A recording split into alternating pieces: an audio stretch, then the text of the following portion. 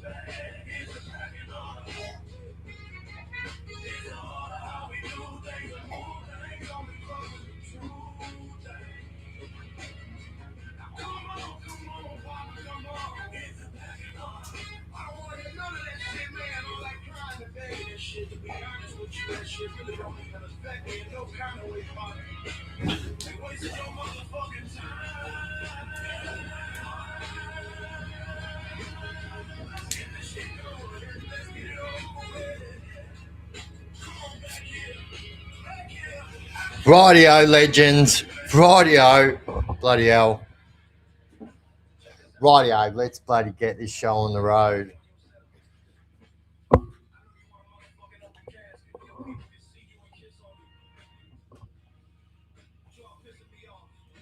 All right.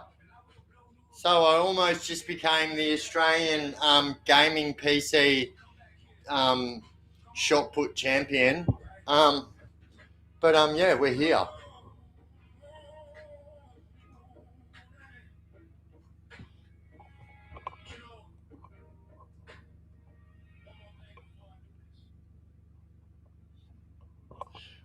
Yeah, I don't know what was going on there.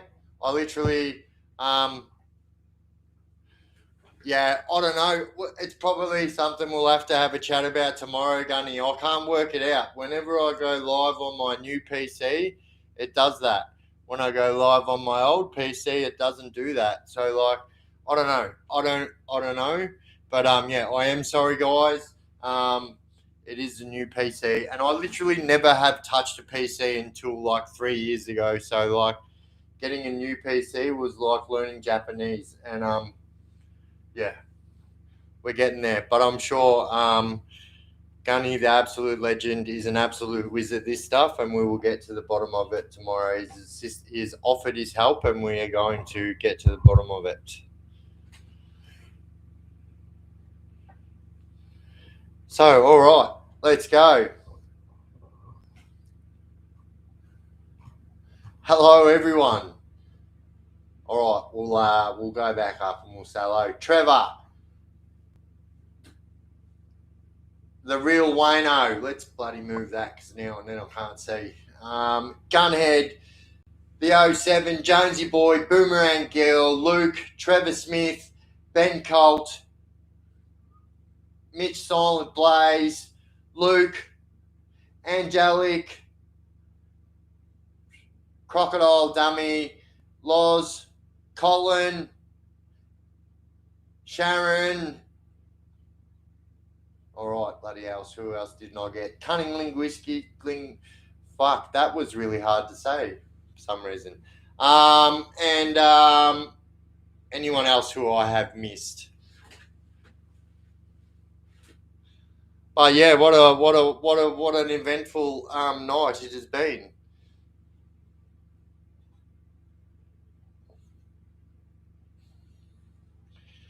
Oi, everyone say hello to Dougie Hughes. That's my absolute favourite cousin right there. Absolute legend of a man.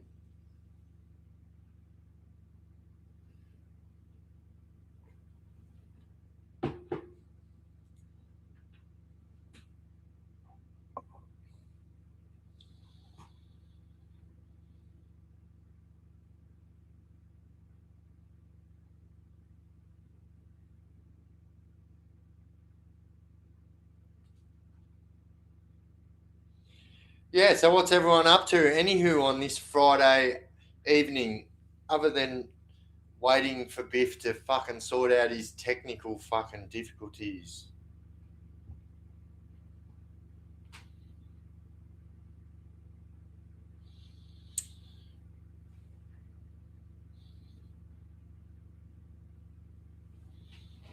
Absolute legend of a man. My absolute favorite 100% cousin my whole life. So we're only separated in age by like he's a year older than me. So yeah, it was pretty. He's an absolute legend. We've had some fucking funny times, that's for sure.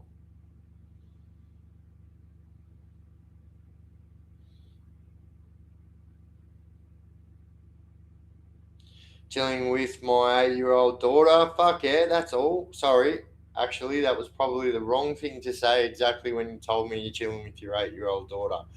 Well done, should I say? Nessie, how you going, legend? Jimmy Mills, what's going on, legend? How's the fires your way now? So like, I mean, they're still going. I'm sure you guys will see that they're still pretty active. Although where I live in particular, where we're not under threat anymore, um, I could really go on about this. Although I'm going to do a video about it because, all right, all right, I'll give you the So I'm going to do a video in this in the next couple of days because there's roads blocked off in our general area, right? And there are farmers that are 100, like the roads are blocked, yeah, so you can't get in or out. It's fucking stupid. I don't understand it. We're in a state of emergency, and you've landlocked people. Let's make sense of that. But anyway, so there's literally like at these fucking roadblocks, there are right now like 20 trucks sitting there waiting to get through to give farmers in need and people in need, like people offer their assistance and offer hay and dog food and fucking sheep food and all this shit. And these people can't even get it to the people who need it. Like, I am the least political person. You guys know that. I fucking hate politics, yeah? But like, there comes a point where you've got to be like, what the hell is going on here? Yeah, just fucking actually done my head in. Like, and yeah, people are still wanting for general everyday supplies. Anyway, moving on. Moving on. Bloody fires on one side of the park and mass floods on the other. I know. So this is what I was talking to the lady at the shop before about this, and how crazy is it? But it's something that happens every single year. We will be flooding on one side of the country, and we will then be fires on the other side of the country. This isn't something new, but it's I can't ever remember a time where we've had major bushfires and major floods at the same time in Victoria. Now, obviously, there probably might be some people who can remember that stuff, but I can't remember nothing like that at all, ever in my time. Oi, Binksy, you bloody legend. Gadoosh. Melinda, Gadoosh. Melissa, how we all going, legends?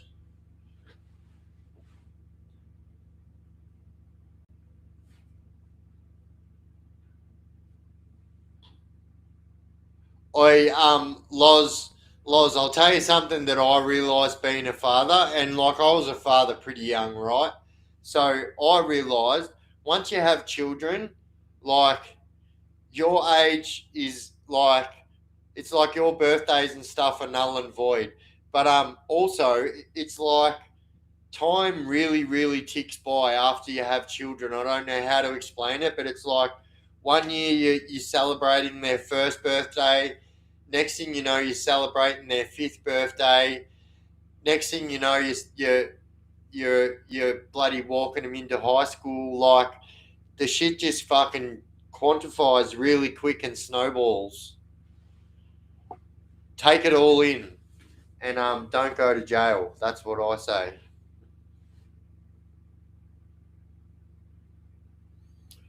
Oi, three nuts, what's going on, legend? Kerry, what's going on, legend? Dubby, what's going on? Where's your bloody lawnmower? I t- I'll tell you what, I could use your lawnmower at the moment. Yeah, my property's pretty big, right? So I get my lawns. I pay for my lawns to get done. Like as much as I would love to be able to do it myself, especially in summer, like it's really like the heat really fucks with my MS, right? So like getting out there and doing.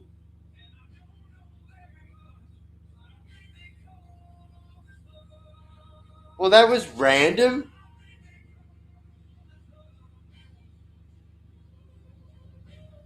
Oh, there is no way that just happened at the same time. Oi, I didn't fucking turn that on either. So you guys know, I've got the music auxiliary to my phone because of the fucking shit go that I had with my computer. Yeah, you can't write this shit.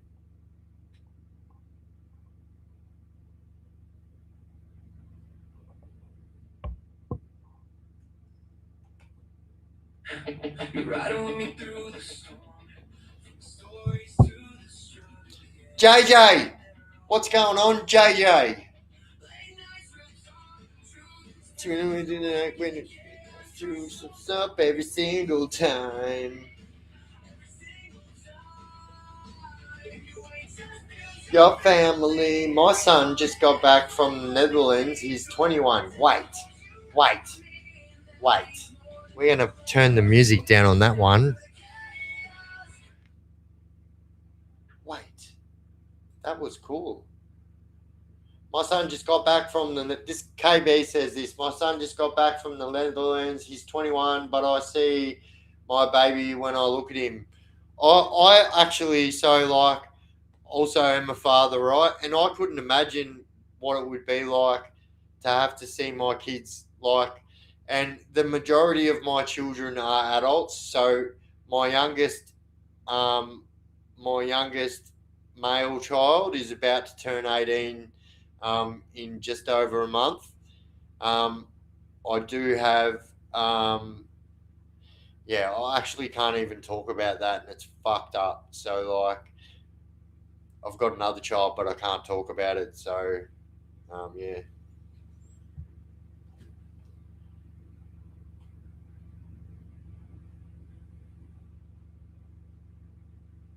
Biff had his own summernats during the fires. It's alleged. It is alleged. After all, I'm walking in the rain. I'm a walking in the rain. Oi, you're a funny fucker. Oi. So, my cousin just said then, aka Dougie Hughes, just said, I'm a walking in the rain. Right? I can remember this particular car trip when we were kids, right? So Dougie's dad and my dad are brothers, right? So we fucking spend so much fucking time together as kids. But like I remember this one particular fucking car trip we were going from Benalla to Cranbourne, right? It was when I lived in Benalla. It was when I lived in Cranbourne and my cousin lived in Benalla, right?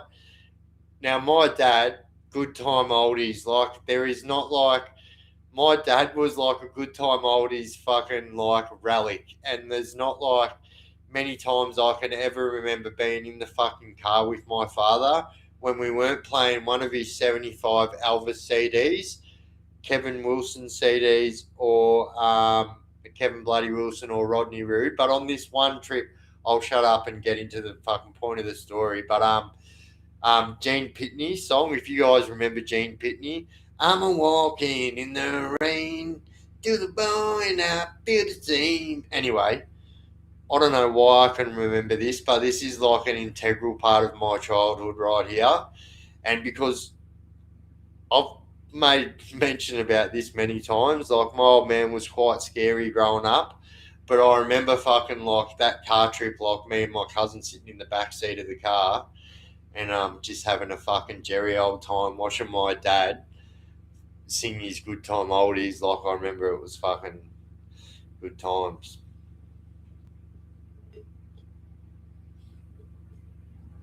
just had a possum dancing on my roof. It could have been fucking Prime Possum. God knows where that fucking creepy fucker went. Who can remember Prime Possum? Anyone that lives in the northeast of Victoria will remember Prime Possum. That creepy little fucker would come on the screen and tell you that the it's 7 p.m. and it's time for kids to go to bed. Who misses the Siggy Cherries? Wait.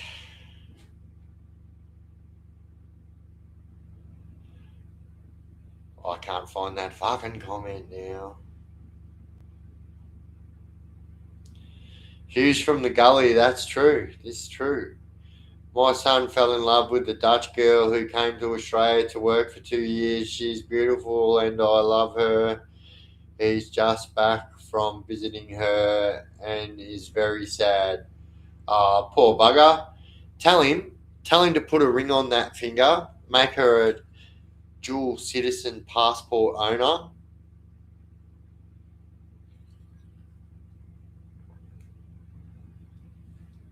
It's time to go to bed. I just bloody got here.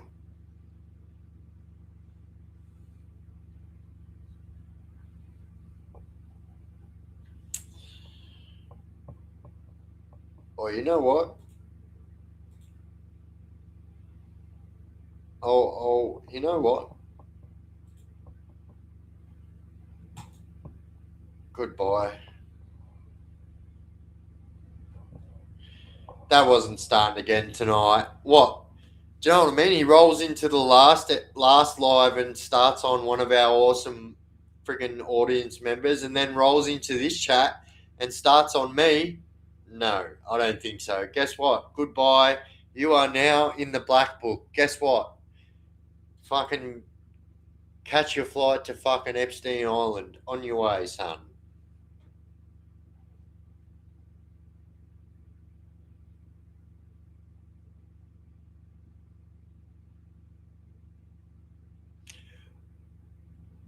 Oi, oi, can someone please block this fucking wanker? But before you go, wait, before you block him, I just want to say this. Put the lollies down and step away from the pram. Okay, now you can block him.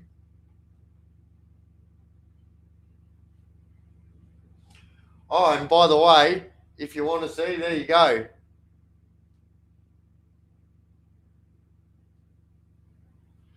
There's the exact toys he was talking about.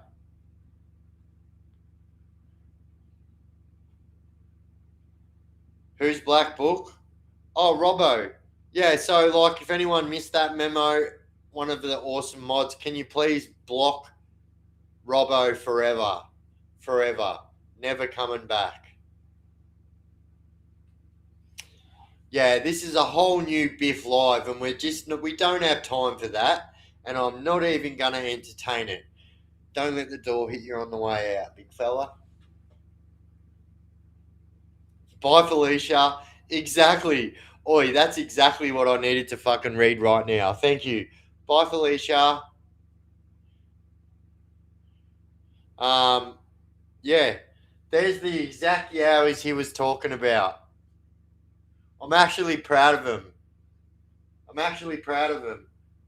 I don't understand it. This guy 2 weeks ago was throwing wads of cash at me for doing exactly what I'm doing now. Nothing has changed, right? So, like, this guy was throwing wads of cash at me for doing exactly what I'm doing now. But for me saying what you are doing is wrong, we don't do that on my live. I'm now whatever he said.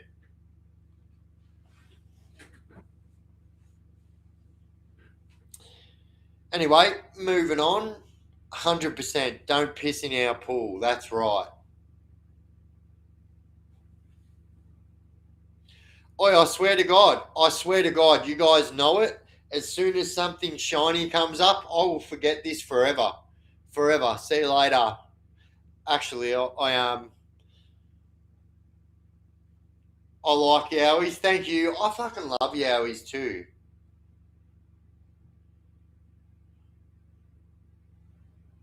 Anyway, moving on. What are we talking about? I'm not even, this is a whole new fucking script.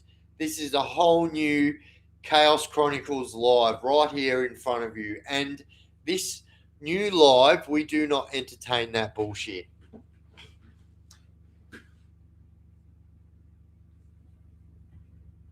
What did I say wrong? I mean, I don't know. I didn't say anything wrong this time, but I think it was because, um, like, just quickly, I don't even want to talk about it, but because last live he came in and started being really derogatory towards someone else who we won't mention, and like, yeah, I just said that's it. We're not standing for this bullshit in my life, and although, yes, you have been a big contributing member in the super chat sector, but I'm sorry, that doesn't get you a pass, my friend. That doesn't give you the lead way to come into my live and start like degrading people in my chat or me or anyone. We don't want to hear or see that shit. So, laters.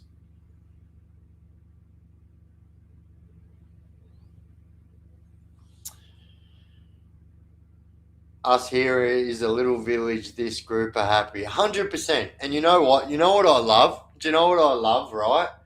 So, like, I love it when something like that happens and you see absolutely everyone in the chat, like, gets all up in their feels about it and says, like, nah, mate, we don't fucking do that shit here. And, yeah, I fucking love it. Badoosh. Fucking Bluetooth at Legends.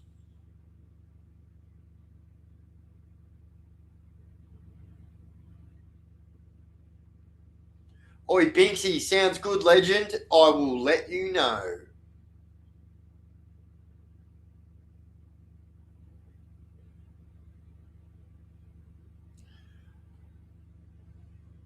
So the guy who abused Robbo got no shit for it, but when Robbo fights back, he gets deleted. I mean, guess what? You're on the black book too. I don't even care anymore. Goodbye. I mean, obviously, you are Robbo because the exact same thing happened in the last live.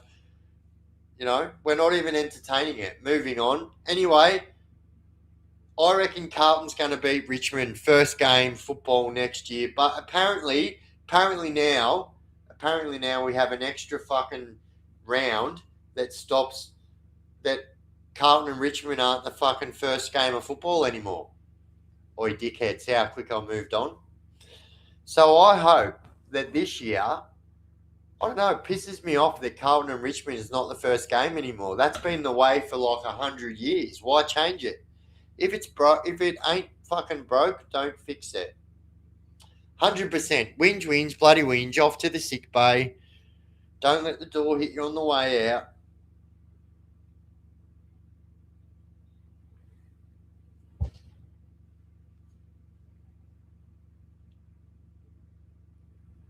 Keep the community mort free. 100%. And you know what? Over the last few weeks, I've made mention of it. That like I let myself get away with it, and a lot of people. I've entertained this bullshit, and you guys deserve a lot better than that. And like although it's at a stage like I thought that I was doing the right thing, the truth is I could have acted exactly how I just acted then and sorted the situation out and thrown it out in a second, but I had to entertain it like a moron. I know better than that, and you guys absolutely deserve better than that. And I made a promise that certain things are going to stop on this page, and although the live went fucking a little bit fucking right tonight, I've been pretty sticking to my words. I'm not buying into the trolls. I'm pretty punctual. My premieres have been on time. I was here actually. I was here before 9 o'clock, but technical difficulties. But yeah, anyway, moving on. Upside, how you going, Legend?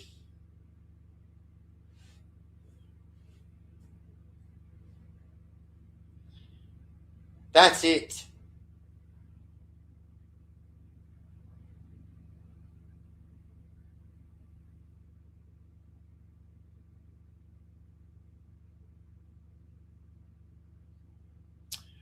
Why are we talking about kick and giggle? Go the Rabbits. Well, it's because I'm Mexican. Us here down south of the border. Um, Although I can't say that I dislike NRL, that would be a lie. I just don't. I don't know. It's just when I grew up as a child, and anyone else who is a Victorian in the chat will be able to second me here. Until we got the Melbourne Storm, we never really heard or seen the rugby on TV here. And when we got the Melbourne Storm, we started seeing things like the NRL footy show on our TV and stuff like that. But before that, it was like I can remember growing up in and at school we used to play like touch rugby, and to me that was so foreign and so far from what we knew. And yeah, I guess that's just what was different, and that's what's so different about every single state. If you look up the eastern seaboard, it goes Victoria, and then New South Wales is NRL and AFL. Queensland is basically, although they do have AFL sides and stuff, but not many people barrack for AFL sides in Queensland. And then you duck over to the other side of the island. You got, Western Australia are fucking massive in the AFL. Same with South Australia, actually.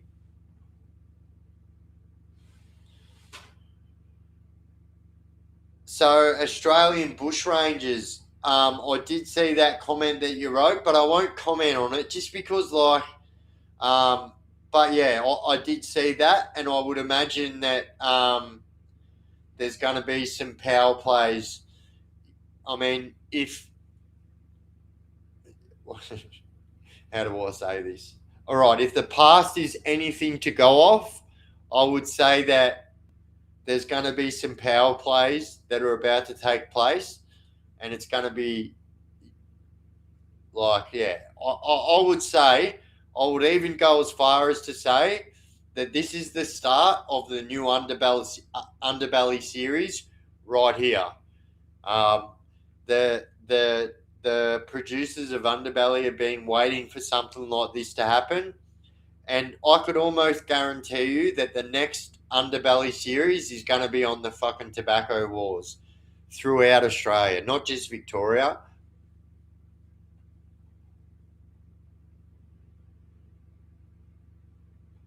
All right, guys, I am going to have to go to the Brasco, aka the Ablutions. I will chuck some music on for you momentarily while I do that.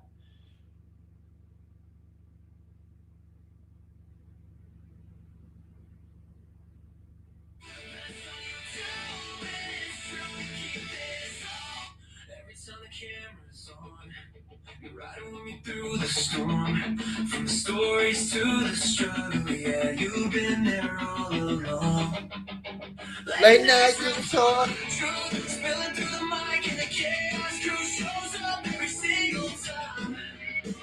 Every single time. This one's for you, Robbo.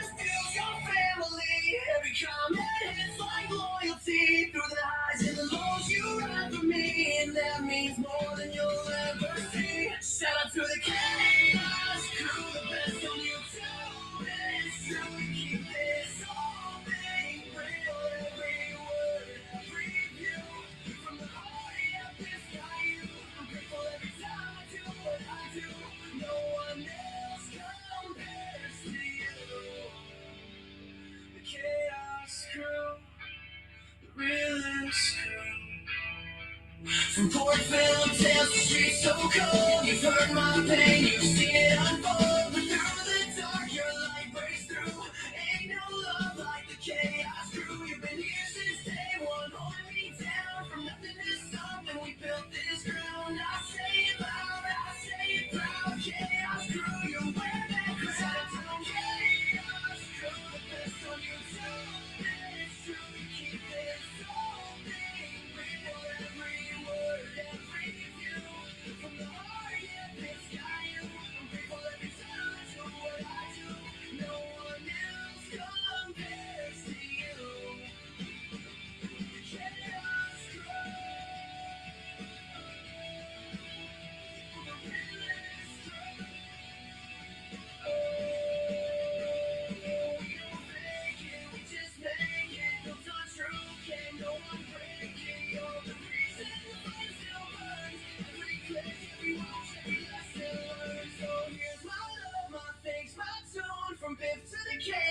crew, you're more than fans, you're part of the name. Together we ride through the chaos and pain.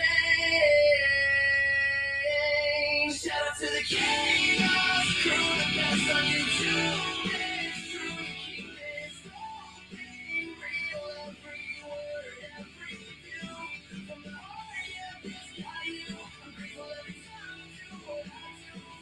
Forever loyal, forever true. Chaos crew, this one's for you.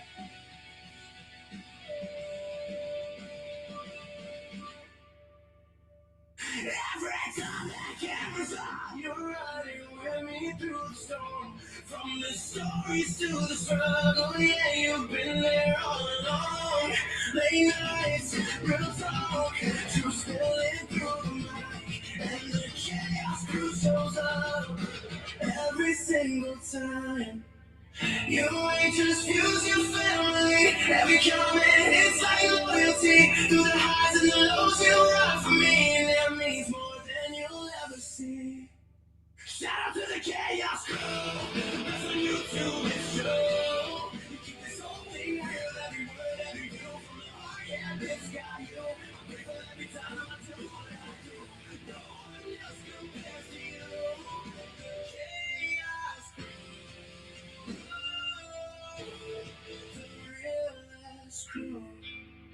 From port to the street so cold, you've heard my pain, you've seen it unfold, but through the dark your light breaks through. Ain't no love like a chaos crew. You've been here since day one, holding me down. From nothing to something, we built this ground. I say it loud and I say it proud. Chaos crew, you wear that crown. You wear that crown. Shout out to the chaos crew. That's on YouTube, it's true. You keep this whole thing real. Every word, every view from the heart, yeah, it's got you.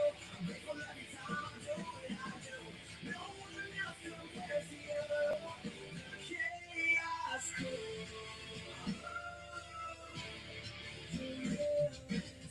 We don't fake it, we just make it. Built on truth, can't no one break it.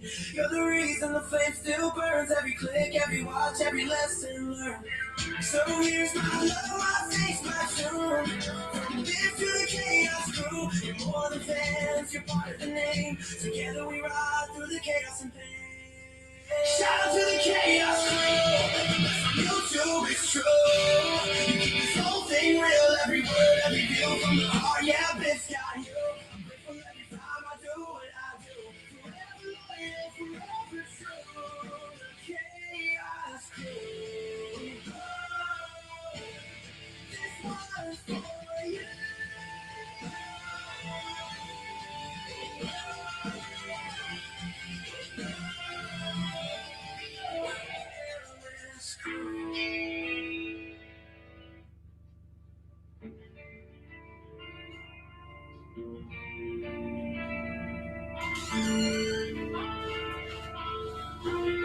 Ah! Every time the camera's on, you're riding with me through the storm. From the stories to the struggle, yeah, you've been there all along. Family, every comment hits.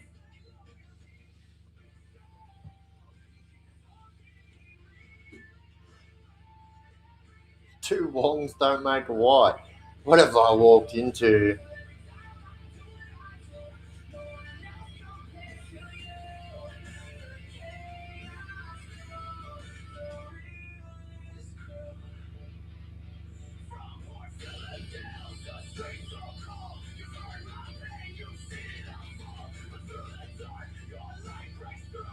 Ain't no love like the chaos crew.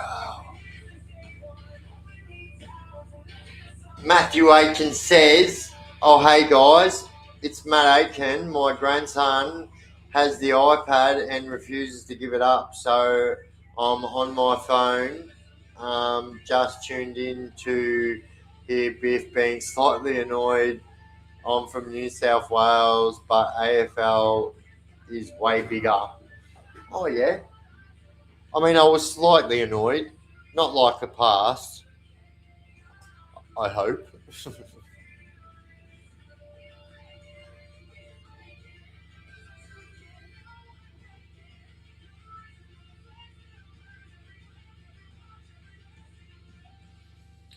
Yeah, so if I was on my phone, I'd be able to invite JJ, but because I'm on my PC, you can only do it when you're on your phone.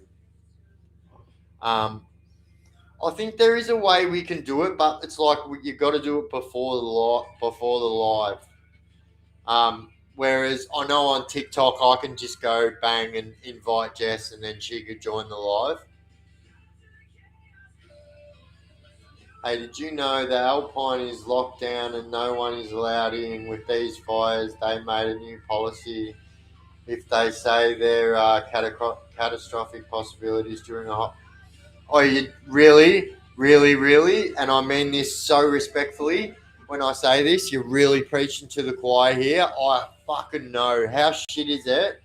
I actually, at the start of the live, was saying how shit it is that, you know, we're declared a state of emergency. We're in catastrophic disaster status. And like right now, if you were to go down to the roadblock, there are fucking 20 trucks sitting there, give or take, you know? Um, what an absolute joke. What an absolute joke. That's all I've got to say. Um,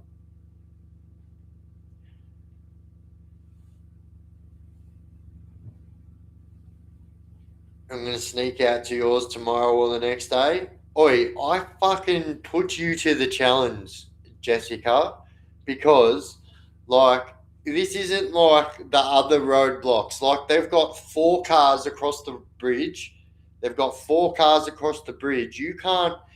So, previously, right, we could go to the next town. They didn't fucking care if you left.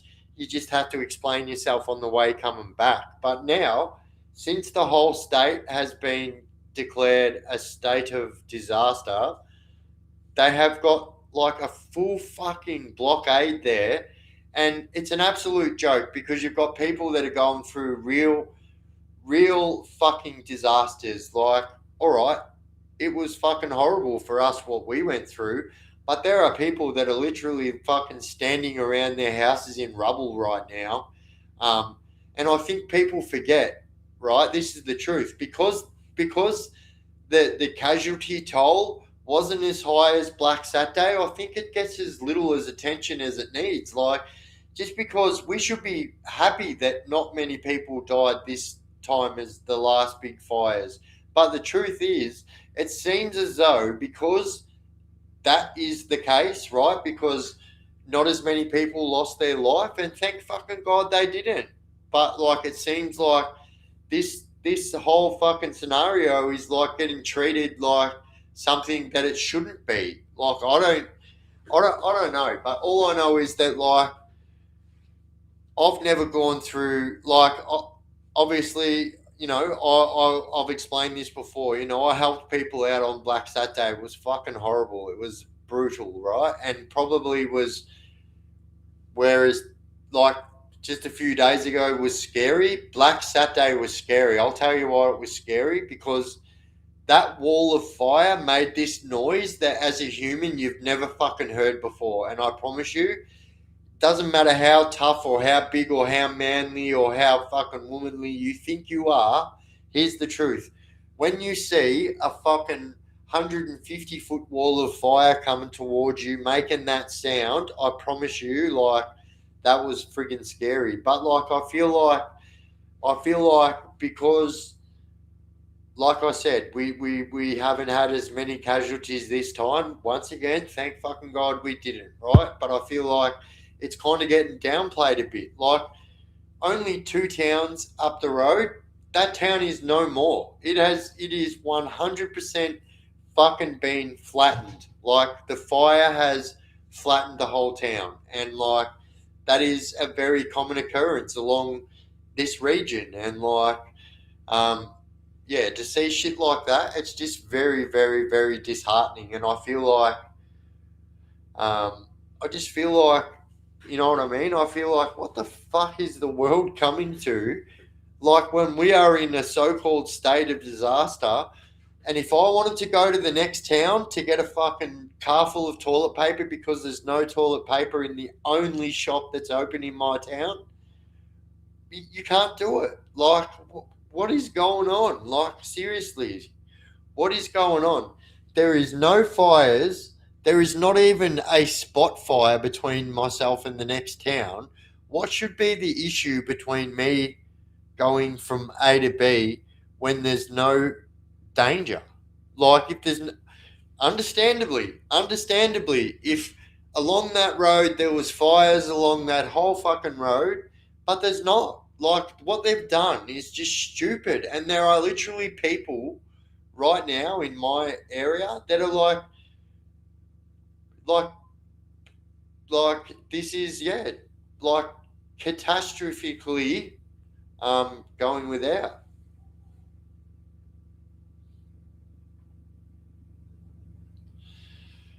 No, that was misinformation. It's actually a lot better than we thought. Well, I don't know. I don't know. Like, I know that you see it differently because where you're sitting, you're seeing something different than me.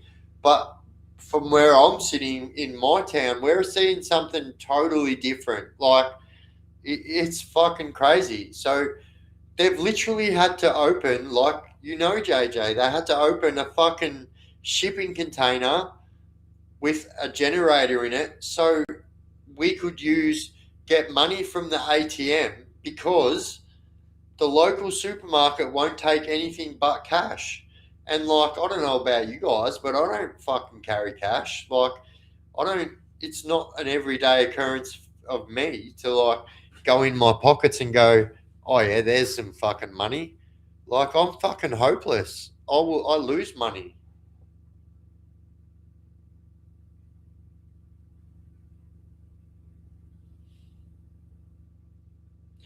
Yeah, bro, it was fucking scary. Like, let's not get it twisted.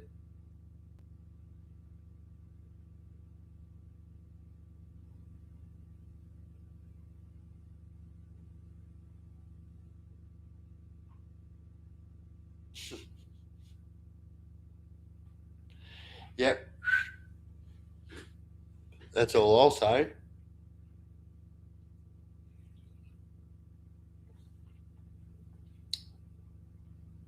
Oi, oi, fuck.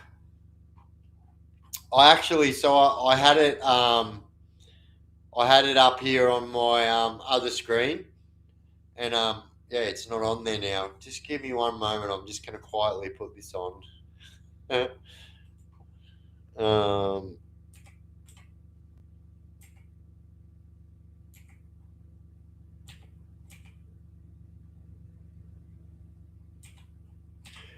do you reckon Giraffe has got anything to do with Giraffe's coffee in Queensland?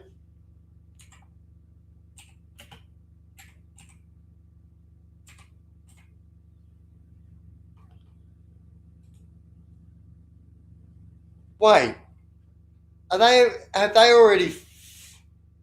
No. Have they already fought Cyborg? No, they haven't.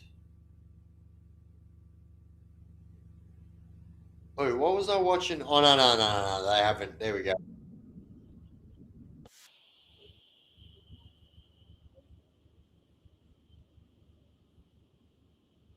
Oh, shut up, bro.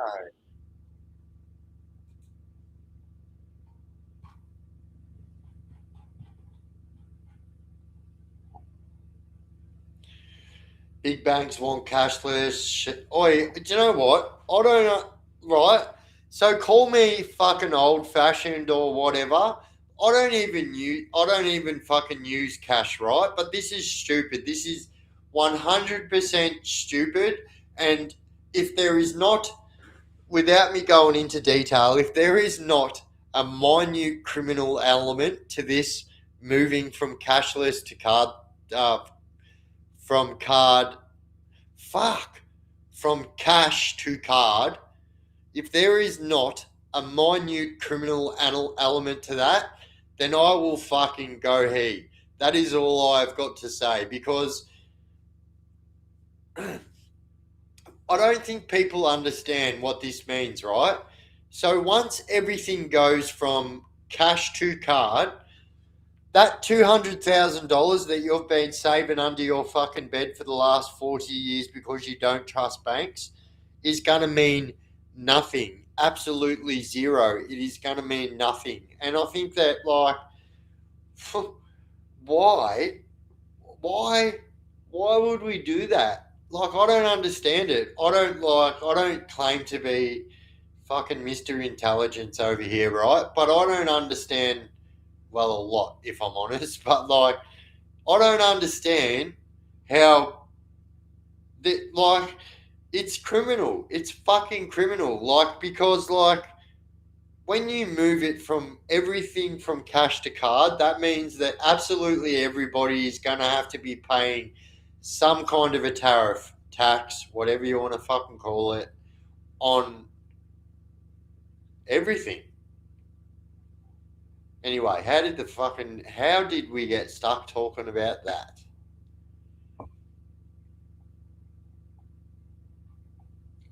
Anyone riding into Parliament House tomorrow for the Broken Roads rally?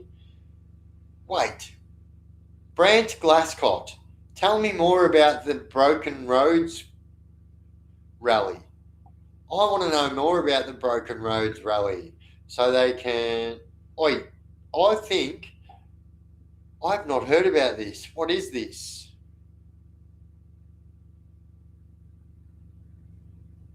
Yeah, look, I think anyone that is like from the old cloth will have their own way of saving money.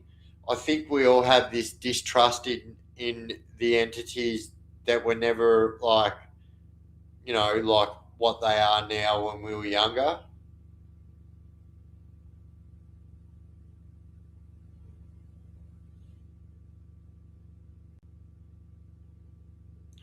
Wait, Loz, is that true? Wait, surely that's not true. So Loz says no more standard garage. Wait, and this is no disrespect to you. I'm just saying, like, fuck, I can't believe they can do this. So no more standard garage sales, no more free trade, marketplace, Facebook, etc. Sad times. Surely not. Holy fuck. Like, when you put it like that, it's kind of crazy. My kid's school Compass app got hacked today, leaked all children and parents' information. What's going to happen when all the bank apps get hacked? I mean, and it's not like it doesn't happen now. Let's fucking be real here. But that's absolutely crazy. What? So is this like a governing fucking app just for your school children? Because if that is the case, then that's fucking like very criminal and like should that's fucking crazy. Just sent you a few pics and a video to show you the crew. Oh yeah, nice. I will check it out. That's why we all need to keep using cash. Like, look, even though I said I don't fucking carry cash, I'm still of the belief that we still should be able to save money, whatever way we want to save money. We should be able to hold as much legal fucking cash tender, whatever you call it, like physical money. I don't, yeah. I saw Australia just passed laws that require places that did not allow cash to take cash now. Well, that's good. That's what we need. I think that's what we need, don't you guys? Because I think, like, that's fucking wild. Isn't it, though?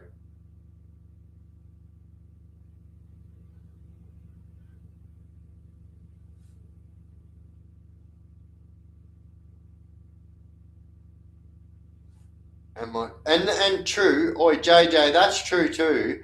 All that shit is going to mean dicks in time to come. Oh, it's not even fucking Zarafa and Sue. How many undercards was there?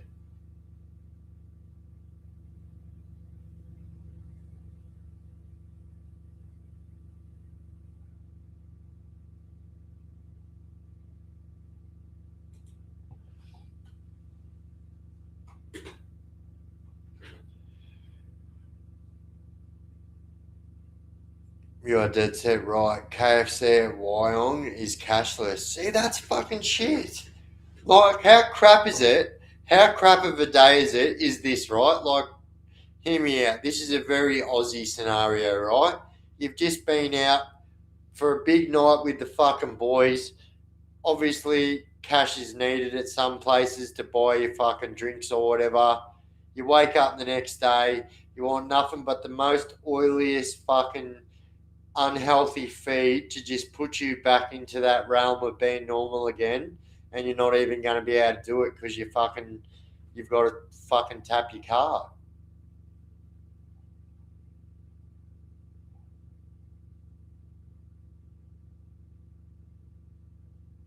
If we get Cash App, you know what? We've tried apps like Cash App before. So we used to have this app here called oh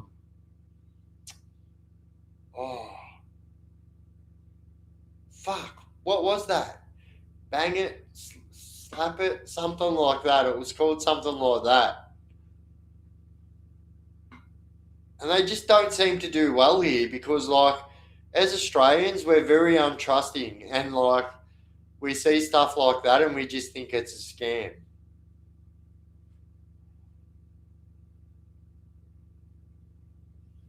Catch and kill dinner, no needing to reply to any text ever. True. That would be great, actually.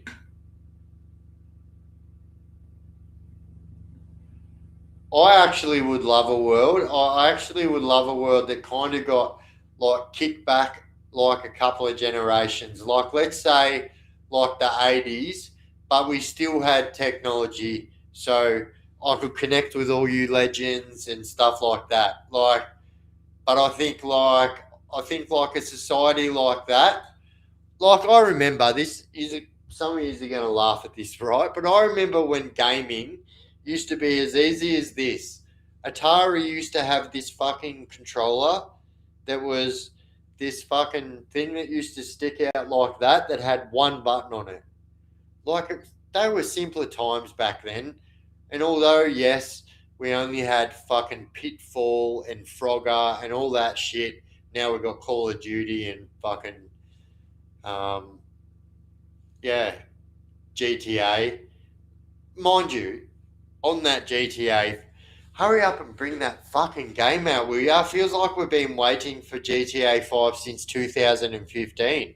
Oh, we have. So, my dad um, was a gamer also. I'm an avid gamer as well. So, also, guys, we're going to have gaming nights coming up soon. I know there's a lot of people in the chat here that game. I also know there's a lot of people that don't game. So, obviously, this may not be for you, but you don't know. You've never joined a gaming night, so you don't know. But yeah, we're going to do some gaming nights where, like, myself and you guys will all be a part of the same Discord chat group where we can all be chatting to each other and we can all be gaming together and fucking stuff like that. And yeah, I think that'll be pretty cool. But also, yeah, that's what I was saying. So my dad was a gamer, right? And I remember the first gaming console I can ever remember, I say this all the time, was called an Intellivision. So it was before the Atari, and it was called an Intellivision, and it had one game.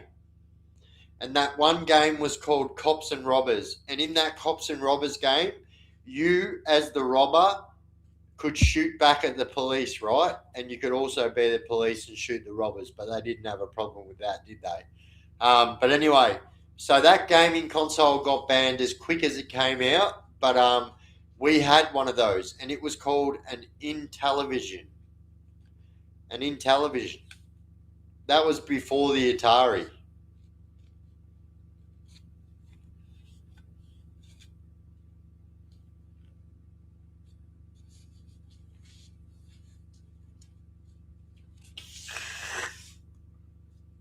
It's magic. Oh. I had Cat Computer. What about the original Commodore 64?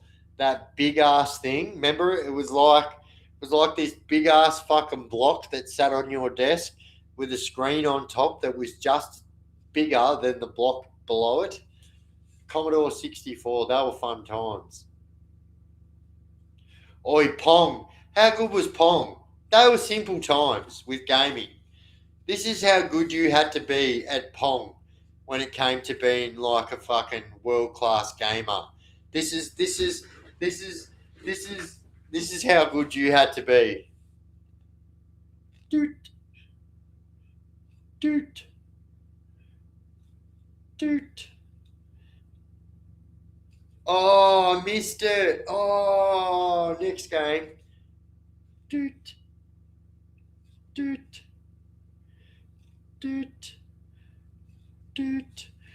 Note the very monotone sound that I'm trying to make. Doot. Up the Nintendo 64. So you know what, my friend Homeboy Hazza, I agree with you. If it not been for the Nintendo 64, gaming couldn't be where it is today because of gaming. The Nintendo 64, we were introduced to GoldenEye, which was the first person shooter game, which I absolutely disagree with that because I was playing Doom, right? Doom had a first person shooter mode, and that was before GoldenEye. Gunny, I know you can back me up on this one, legend. I know you can absolutely tell me the 100% truth on this. Was Doom out on PC before GoldenEye was out on Commodore 64?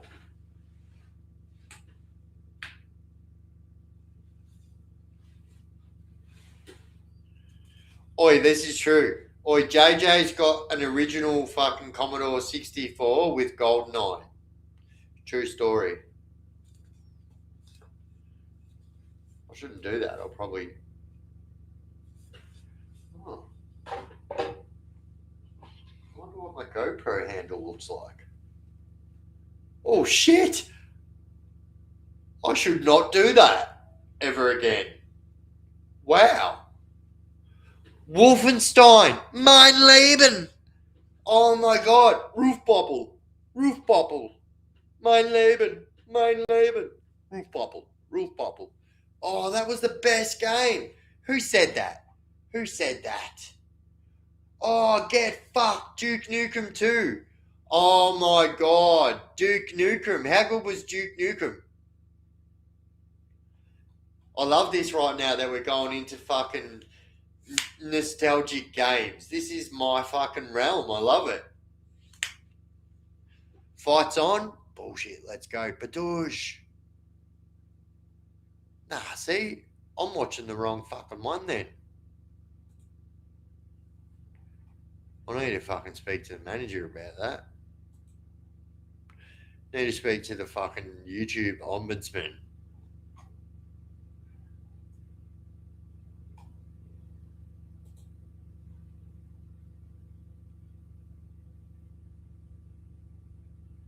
Oh, that is the shittest live I've ever seen. That's just a live. Someone's recording it from their phone to the TV. You can't do that. That's unprofessional. Oh, if that's what I have to watch, that's what I have to watch. Wait. I can't spell fucking Sue and Zarafa though. Alright, hang on. TSZYU. I'm sure that's it. Versus ZARK. I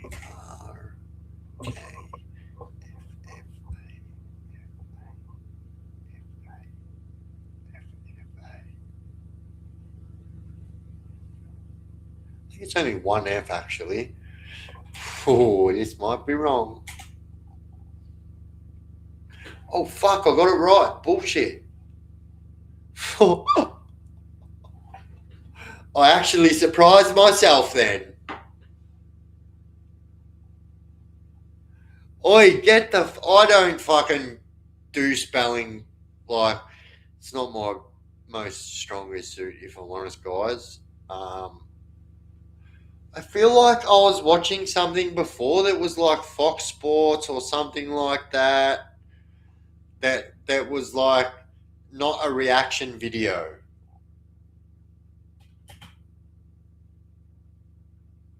Maybe it was Fox Sports. I think that's what it was.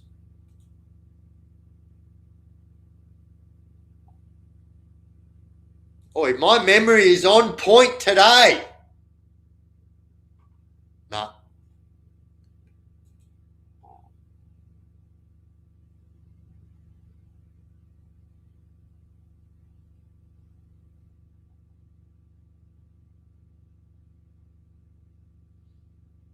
Sorry, guys. I get excited when my memory works the way it should. Obviously, because of my multiple sclerosis, I don't have the best memory, unfortunately.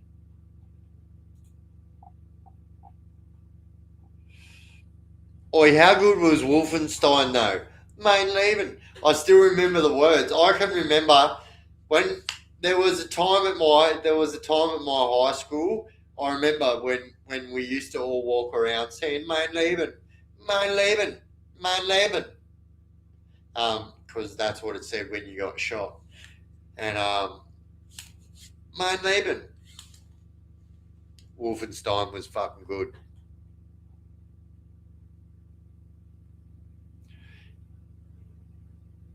Wait, wait, wait. I didn't see fucking Gunny's comment before. I needed to see the answer to that comment.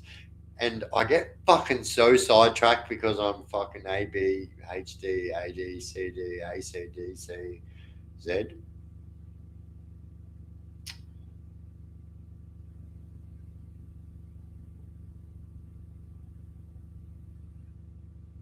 Oh, Gunny says there was one called Enigma. I didn't know that.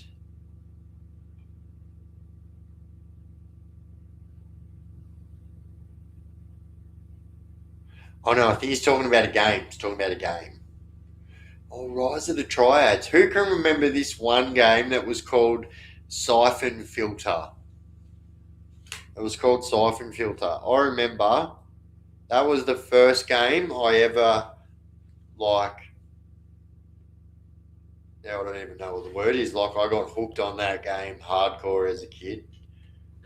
Oi, JD, you bloody legend, Gadoosh! Gadoosh! Gadoosh!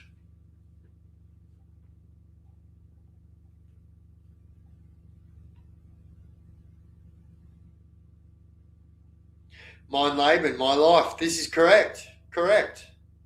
I know a little bit of enough of German to tell you that.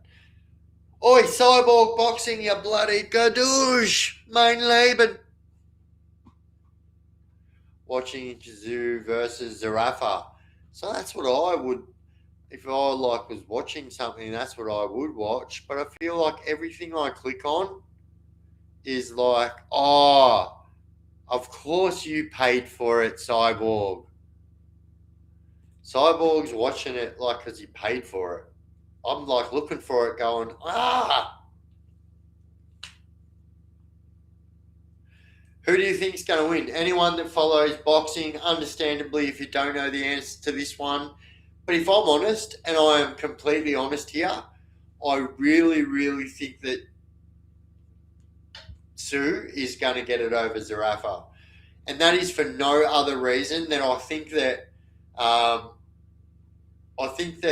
Sue, being the underdog, being in the that he hasn't had as much experience in the pro fighting world as Zarafa, but let's not forget the amateur world that he fucking lived before the pro one. But yeah, honestly, I think that um, I think that Sue's going to win. Oi, Loopy Lozzie, you bloody legend, Gadoosh, Badoof. Oi, so there's going to on the new merch that's popping up tomorrow. Um, So for those of you that joined my premiere before, would have heard that the new merch is dropping tomorrow. I've got a new merch store, guys. For the user that don't know, I do have. There is a link in the link section on my channel page. So it is fourth wall merchandise. So the best thing about this merchandise is it's a merchandise that is connected with YouTube, right? So it is the YouTube. It is the merchandise store that YouTube suggests you connect with. And I was like forever thinking like, yeah, nah, don't tell me what to do. And but I actually went over and had a look at this fucking merchandise store, and I was like, wow, wow. Now, if you guys go and have a look at some of the new merchandise that I just fucking put out yesterday, like holy shit, like there is some fucking cool stuff. So you guys have been asking for stickers. There's awesome stickers. So I done the first sticker pack doesn't have. So I missed out on the first sticker pack, the Chaos Crew OG, right? So obviously that means one of you legends that's been since the fucking beginnings, and so that's not in the first sticker pack, but the second sticker pack there is a Chaos Crew OG, and so someone asked, why isn't it OG Chaos Crew? And I said, that's what I say when I explain the Chaos Crew. But when you explain yourself, you say, I'm an OG Chaos Crew. And so, yeah, some fucking cool stuff. Cool.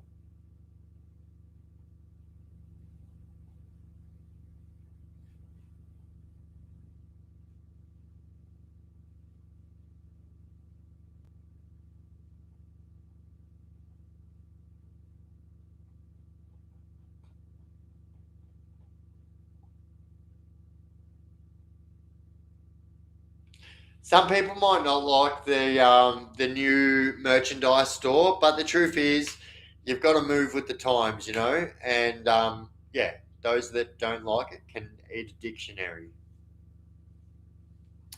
Do I have ADHD? I do, yes. I was diagnosed at 8 with ADHD.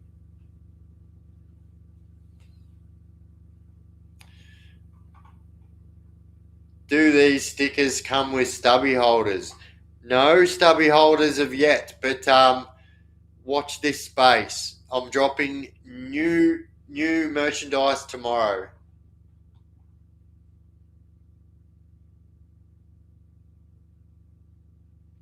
Do the stubby holders come with stickers? Oh, you can eat a bloody dictionary too.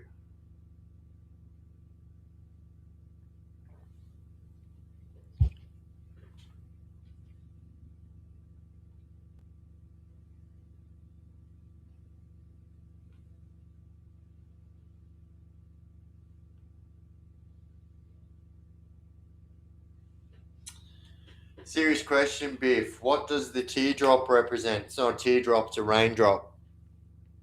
It represents water.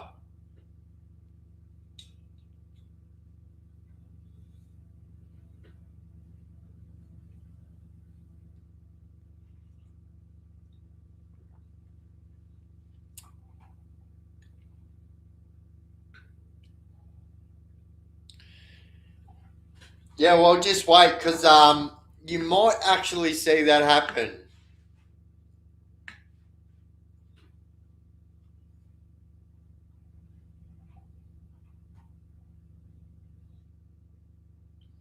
I bought the Sports Illustrated of his father and took the time out me to write a message and sign it when I work with him at rest.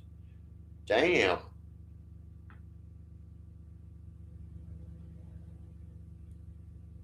You need a where in the world is.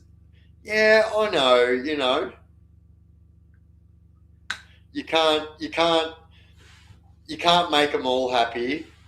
The proof is in the pudding right here.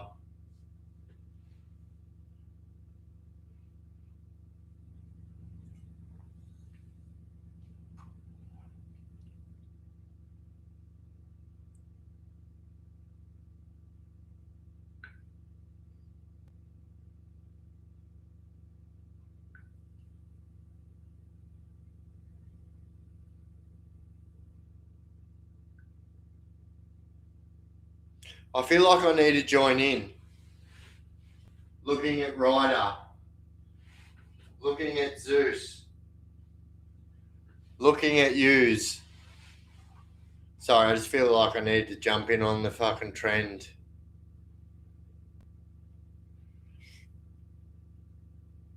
Do your stubby holders come full of cash? Yes. And I bury them at the beach.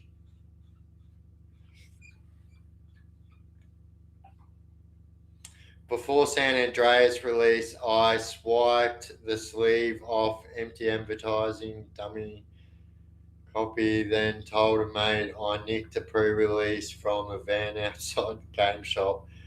He opened it and wrote, "That's actually fucking cool."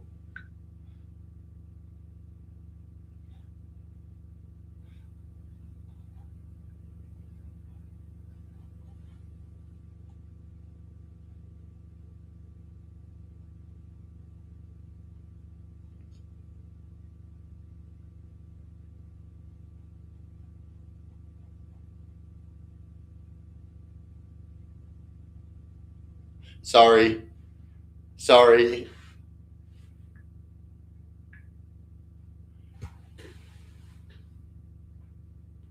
Stares at Ryder. Ryder stares back. Yes. Small conversation had. No voices needed.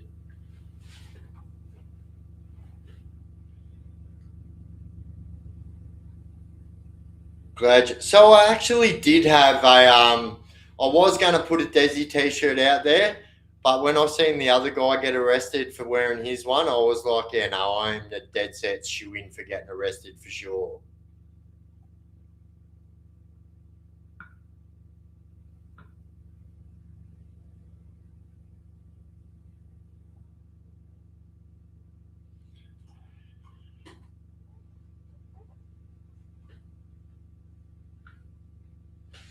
Yeah, I've been saying this for a while. And I think that that's why all the Desi stuff gets taken down like that, because it humanises him.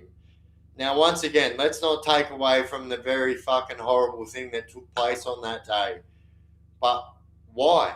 Why do they keep on deleting all this fucking stuff? There is no, you know what I mean? There is absolutely none.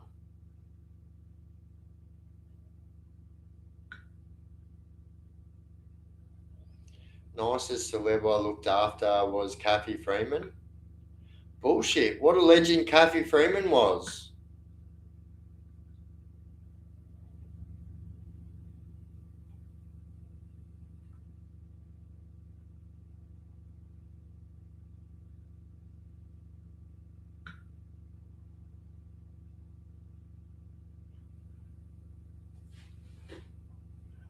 Ryder and Zeus say, "What's good back?"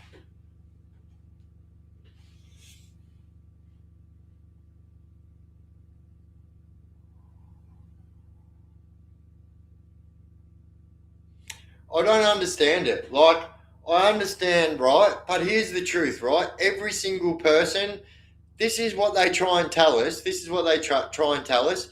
Every single person is innocent until proven guilty. So this is what we're taught all the way through school, all the way through primary school, all the way through high school. So forgive me for thinking any other way of thinking that, like, yeah, I think it's a bit much for like the news to say, um, like, let's be honest. Like I've said this, go have a look at the news articles that were posted 4 months ago about Desi Freeman compared to the ones that are posted now. It's literally gone from police officer murderer to like, and it just fucking they've slowly like weaned off.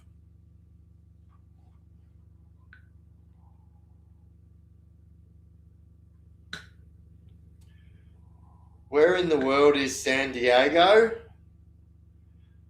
Um, yeah, I don't know. I mean, obviously, I know it's in the States, but yeah.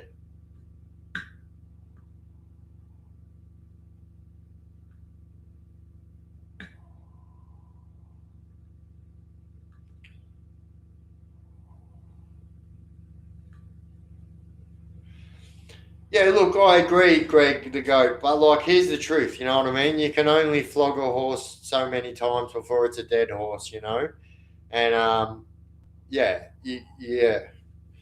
Like, absolutely, I will 100% stay on top of it. But like, yeah, I don't want to be like, it's not. I don't want it my page to be the Desi Chronicles. You know.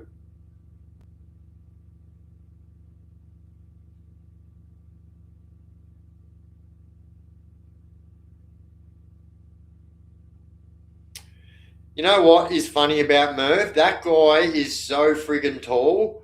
Um, no relation, absolutely no relation. But that guy, I met him at the Oaks Day at Caulfield when I was a youngster, and that dude was fucking tall. I don't know how tall that guy is. I was always short, and still am. But yeah, I remember that guy was super tall, a lot taller than he looks on TV. Hey, you know who was massive when I met him in person? Tony Lockett, plugger. That guy was huge.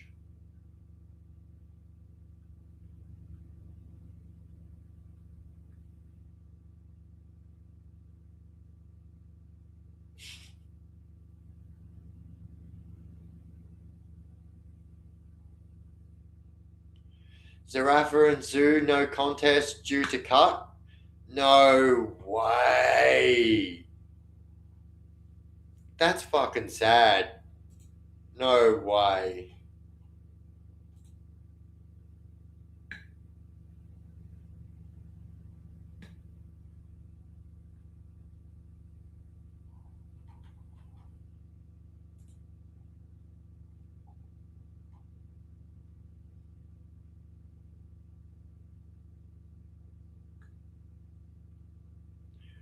I cannot believe that.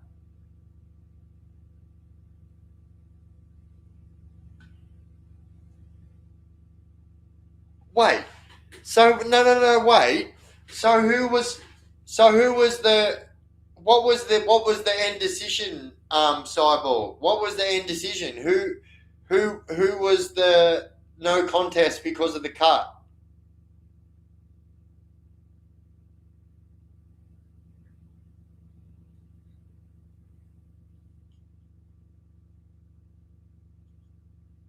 Robert Madlow, tallest person ever, 8'11". I remember once, right, when I was at MRC, I walked into this cell. I seen this guy walk in, right, and I remember I was in my mate's cell up at the back of the unit, and I seen this guy walk in, and I said to the boys, like, look at the fucking size of this dude. And but he wasn't only tall, he was fucking built too, right? And so I walked into the cell like to introduce myself. He looked like an Aussie. That's what you do, right, in prison. So walked up, how you going, mate? Blah blah blah. I'm Biff, rah rah rah. I go, fuck, bro. I go, how tall are you? Like 6'6". No shit. His cellmate stood up and he goes, bro, I'm 6'6", and literally stood like this tall, this much taller under the guy. That guy was 7'3", 7'3". Fucking monster. How the hell do people grow that tall? Like, what the hell? Giants must have existed.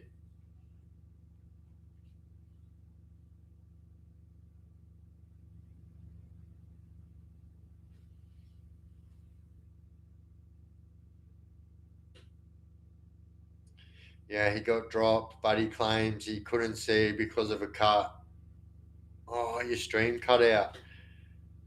So I don't know, like, if like the main event wasn't shown on Fox, but I was watching like it's still like here up on my other screen. I don't understand.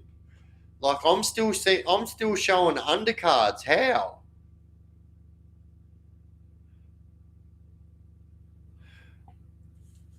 Oi, so I'm watching now Javed and Var Tuaua. That's who I'm watching now. That's like,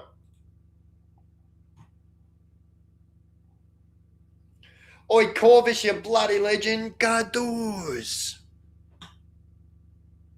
Head like a 9-volt battery. Oi, that's fucking gold. Head like a 9-volt battery. Oh shit! I almost have to write that in my fucking notes. And I'm going to.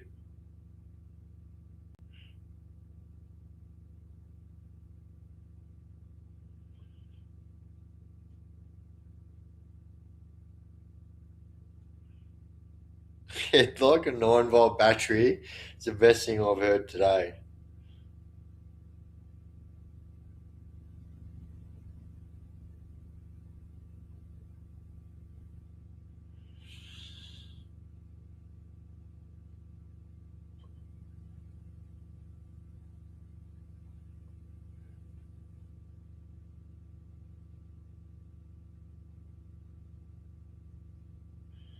LOL, where were you when Moran got tapped? Oh, look. Nowhere near that.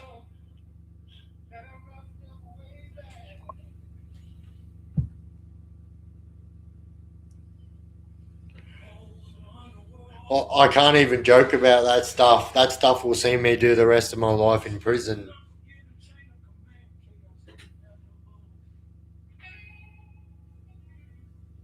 You stole my mower. Don't steal my poems. True. Wait. I still should have that thing up here. Hang on.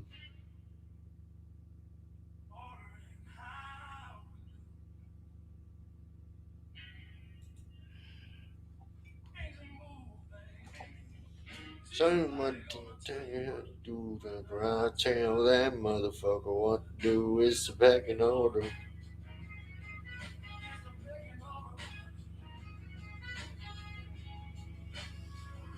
Oi, I'll show you what your t-shirt's gonna look like, Dubby. Making in the shower. Stepping out the shower is back in order. So for those that are wondering, I didn't just say that word then.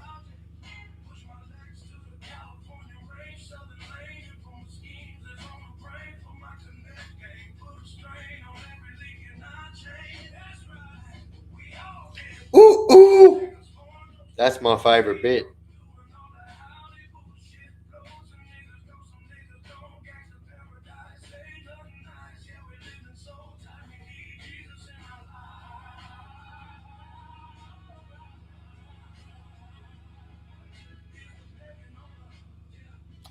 Where is you going now?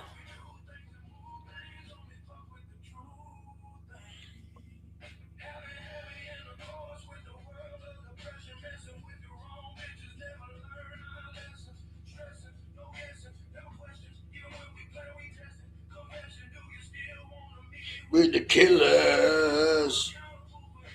Well, I did have a picture. I can't seem to find it.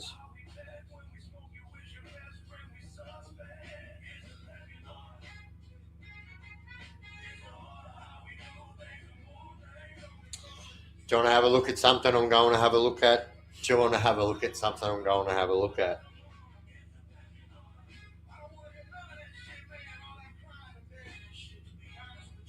I don't know where it went.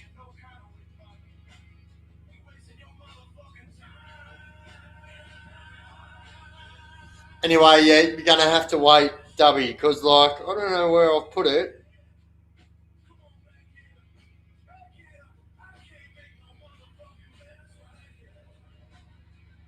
I'm going to have a look at this thing on Monday.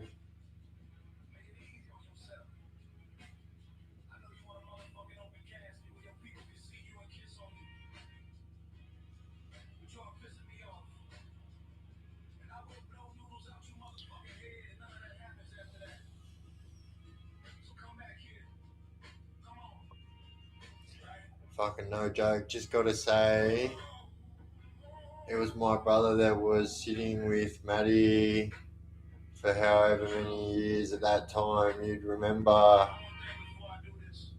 him if you've seen him. That's all. That's tall.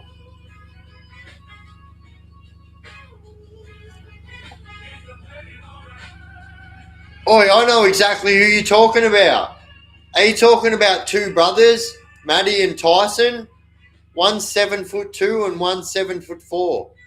I think that's who you're talking about.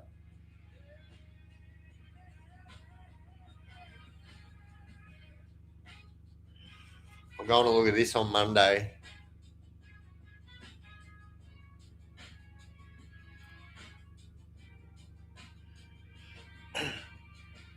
So I got locked up the start of 2010. Had to sell my bike because of court, this and that. And I've worked hard to be able to fucking and yeah. I'm not saying that I'm gonna buy it, but that's what I'm going to look at.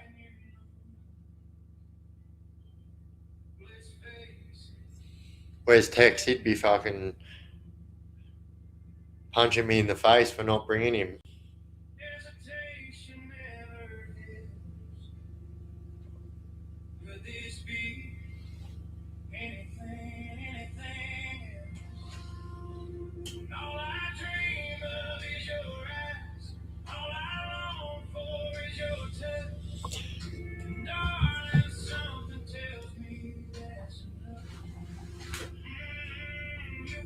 Well, you can no comment all you like.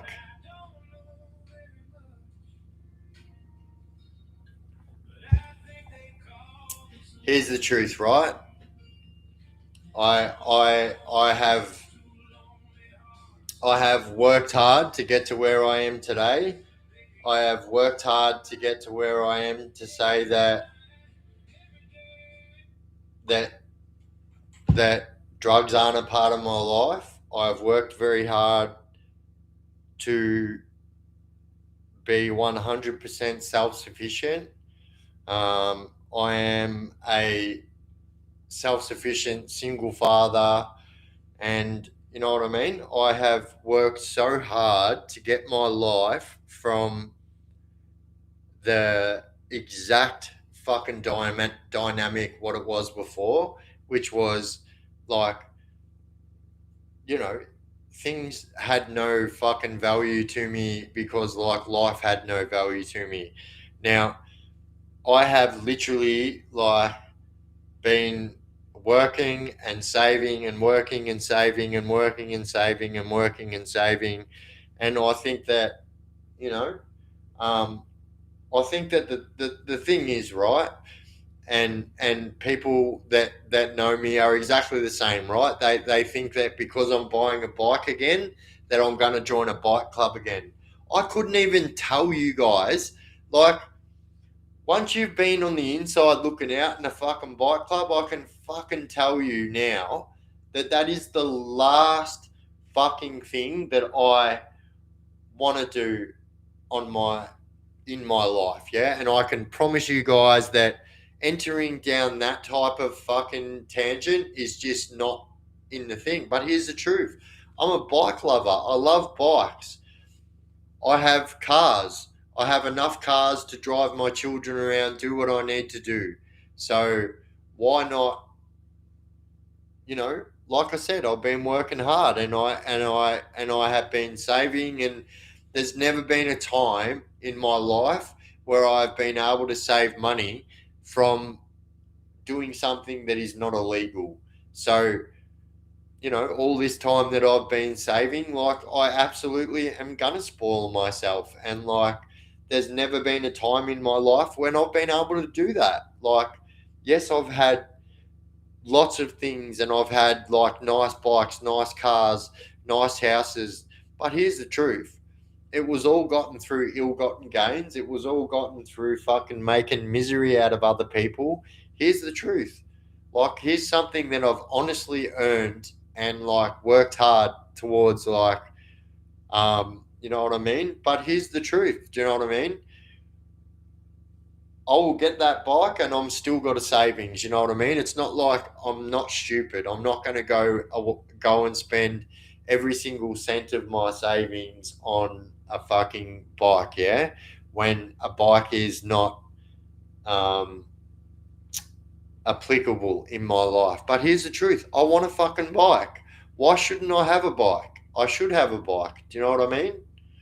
Um, I'm not interested. I'm not even interested in riding with another fucking person. Also, again, Tex will probably punch me in the face for saying that. But like, here's the truth: I have no interest in buying a bike for any other person than myself, and I just want, I just want people to be happy for me instead of like, seeing Biff buying a Harley and think, oh fuck, here we go again. You know what I mean?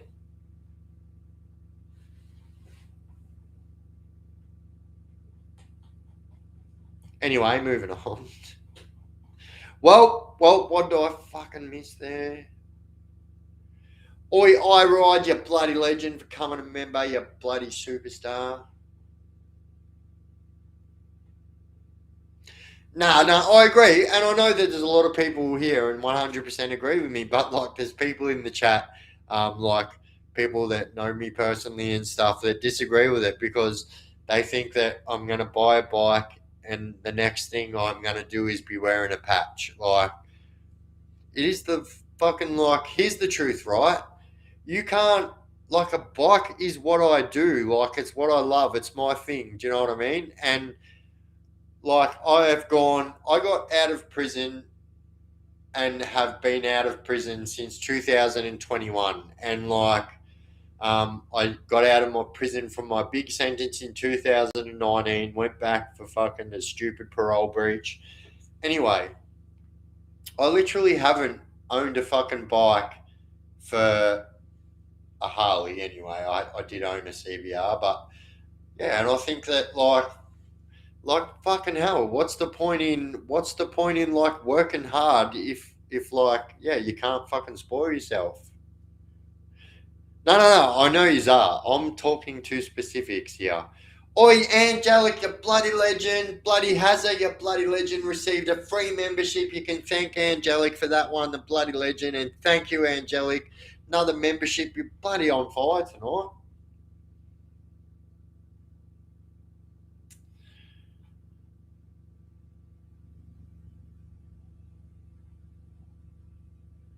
A, a pair of roll. I'll tell you what. I'll tell you what.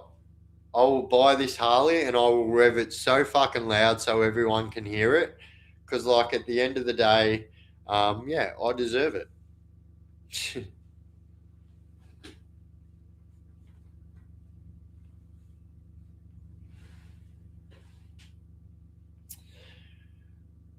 Thank you, all right. Thank you. 100%. Kadoosh.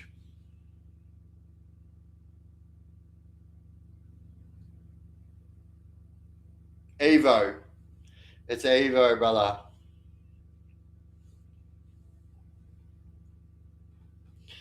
So don't let the fucking the seat put you off. It's just got one of the old Western seats on it, but it's a soft tail.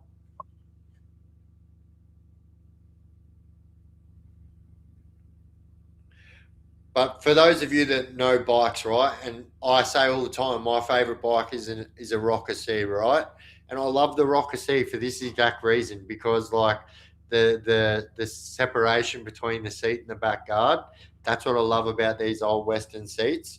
But yeah, I love that bike and fucking yeah, I deserve that bike.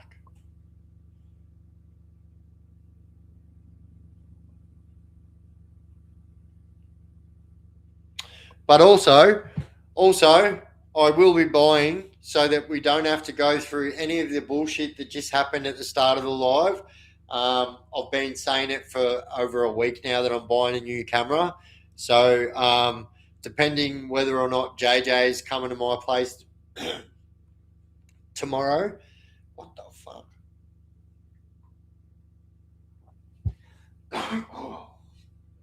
That was so weird. Um, will depend on whether I go to Melbourne to get my new camera tomorrow.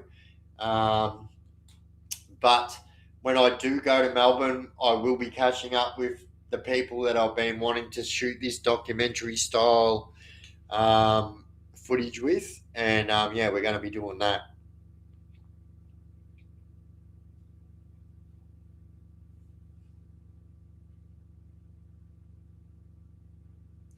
Oi, that's why you fucking rock, Gunny. 100%. Badoosh. But look, let's not get it twisted. Like every moderator here in the fucking chat are like insane, and like it is like you cannot sneak nothing past these guys. I promise. So like, yeah, good luck to all you haters out there that are trying to put like shit into the chat, because like, believe me, these mofo's will fucking like dead set. They are the best fucking gunslingers in the West.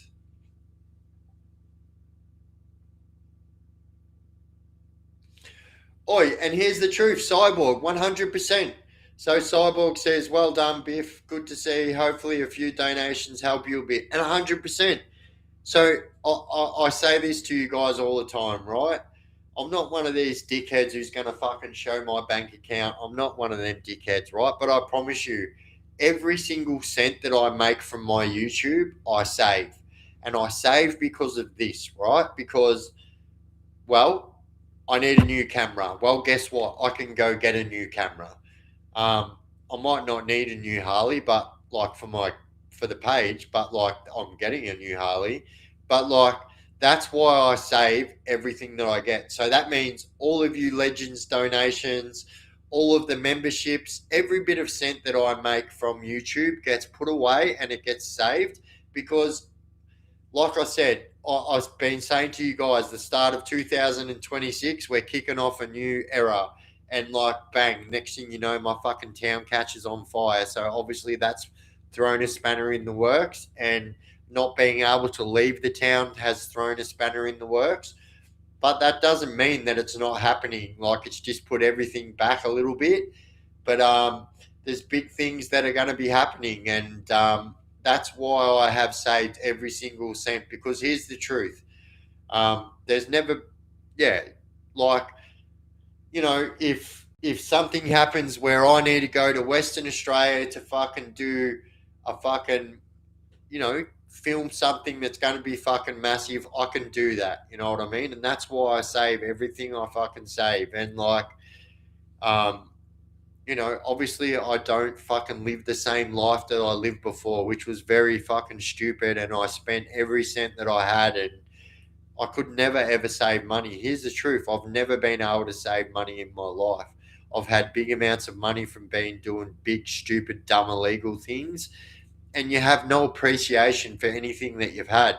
This is the first time in my life that I've ever been able to save a sum of money. I bought my Statesman, and I'm gonna buy my Harley, and like fucking I'm proud of myself. Do you know what I mean? And like haters are gonna hate, but yeah, I'm proud of myself. Like I'm proud of myself because like there's never been a time that I can do this.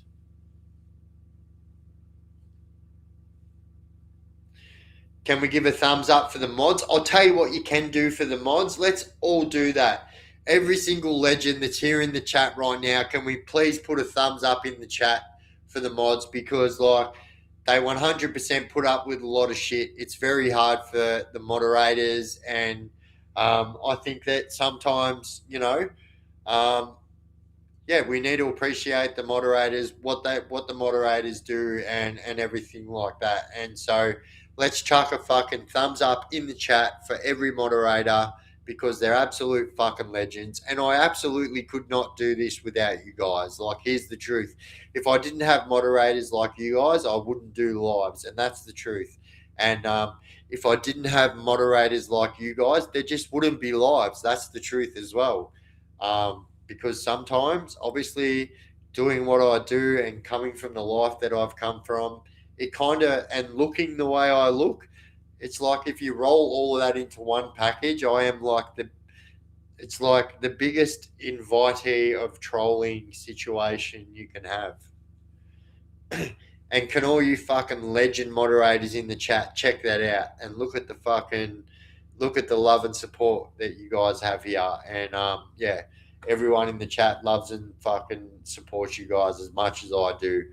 Gadoosh.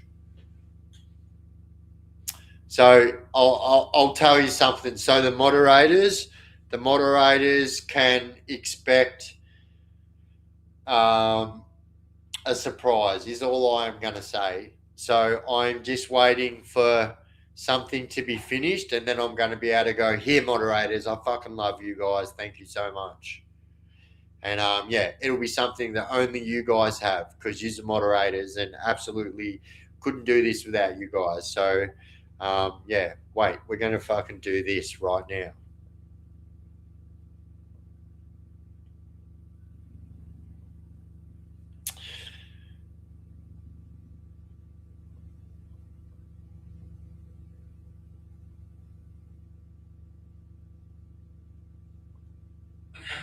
You're riding with me through the storm, from the stories to the struggle. Yeah, you've been there all along.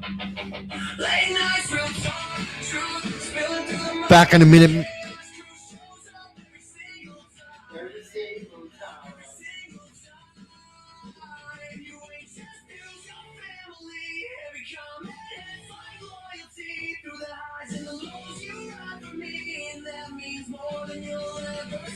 Shout out to the chaos crew, the best on YouTube. It's true, we keep this all thing real. Every word, every view, from the heart, yeah, this guy you. I'm grateful every time I do what I do. No one else compares to you. The chaos crew, the realest crew. From Portville to the streets so cold, you've heard my pain, you've seen it unfold. But through the dark, your light breaks through. Ain't no love like the chaos crew. You've been here since day one, holding me down. From nothing to something, we built this ground. I say it loud, I say it proud. Chaos crew, you wear that crown. Chaos crew, the best on your soul. It's true, we keep this whole thing real. Every word, every view, from the heart, yeah, this guy you. I'm grateful every time I do what I do. No one else compares to you. Chaos crew, the realest crew. We don't fake it, we just make it. Built on truth, can't go on breaking. You're the reason the flame still burns. Every click, every watch, every lesson learned. So here's my love, my thanks, my tune. From Biff to the chaos crew, you're more than fans. You're part of the name. Together we ride through the chaos and pain. Shout out to the chaos crew, the best on YouTube. It's true, we keep this whole thing real. Every word, every view, from the heart, yeah, this guy you. I'm grateful every time I do what I do. Forever loyal, forever true. Chaos crew, this one's for you.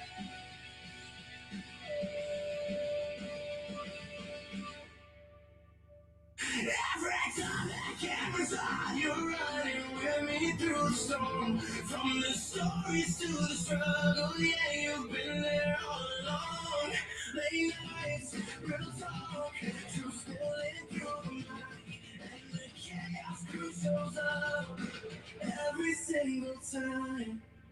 You ain't just fuse your family. Every comment hits like loyalty. Through the highs and the lows, you rock for me. And that means more than you'll ever see. Shout out to the chaos crew. The best on YouTube, it's true. You keep this whole thing real. Every word, every view, from the heart, yeah, this guy you. I'm grateful every time I do what I do. No one else compares to you. Chaos crew. The realest crew. From Portville to the streets so cold, you've heard my pain, you've seen it unfold. But through the dark, your light breaks through. Ain't no love like the chaos crew. You've been here since day one, holding me down. From nothing to something, we built this ground. I say it loud, I say it proud. Chaos crew, you wear that crown. Every time. Cameras on. Oh, I forget that I can do this. sometimes.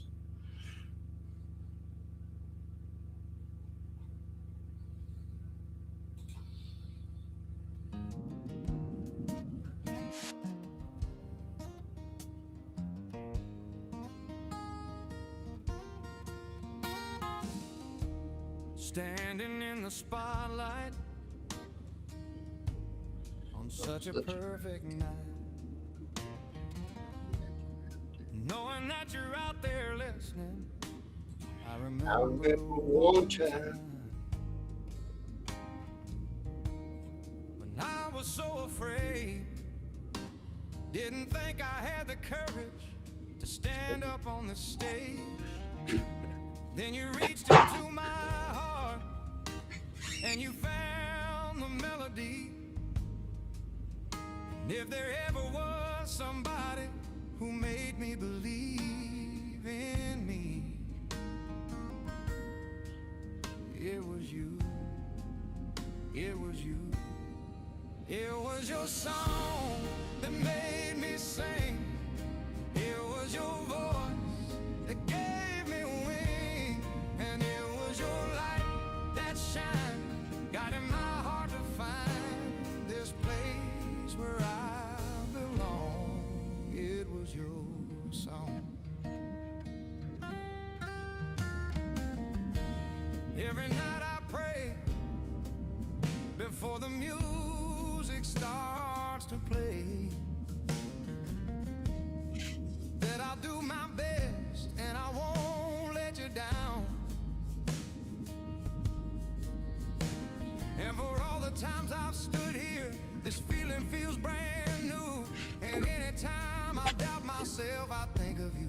'Cause it was your song that made me sing.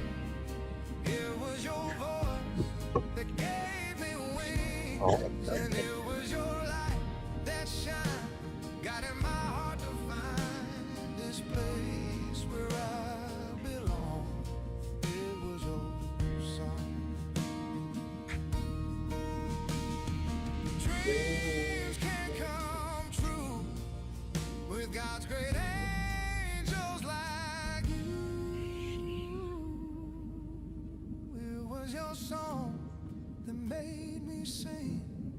It was your voice that gave me wings. And it was your light that shined, guiding my heart to find this place where I belong. It was your song. Well, that doesn't work. It was your song. It's always Sorry, I'm just trying to fix. Can you guys hear that music coming through right now?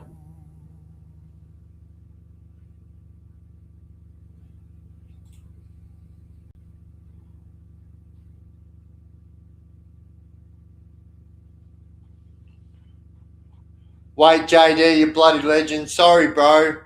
Adoosh. Sorry, brother. I was just trying to yeah, I don't know. I'm not having the best fucking night tonight with my fucking tech, if I'm honest. And yeah. Just moving on.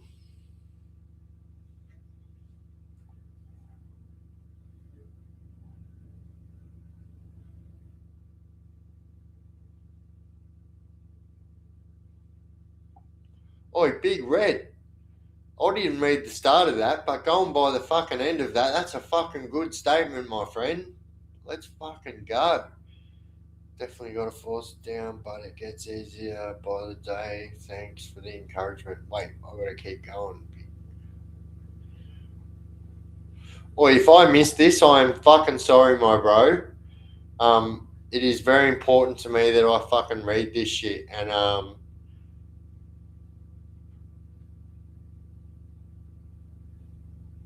I'm sorry, my bro. Straight up, man to man. Unacceptable from me, bro. Just giving up weed after 25 years. As soon as I clear the test, I'm gonna try get into the mine so I can be. Fuck yeah, bro. Oi, fuck yeah. And then now I know what your other one said after that. Fucking oath, fuck yeah, bro. that's a massive fucking jump too from that to that. You know what I mean? And yeah, whatever. If that fucking if that is what was a fucking vice in your life, then 100% good on you, my friend. Oh, yeah, 100%. Look, and fucking good on ya. 100%. And absolutely, what Angelic just says, we're always here, mate. And this is it. You've 100% just fucking stumbled across the most fucking awesome fucking chat on YouTube. And there isn't one person in this fucking chat who considers themselves to be perfect. So, yeah, you've absolutely stumbled across the right place. That is for sure.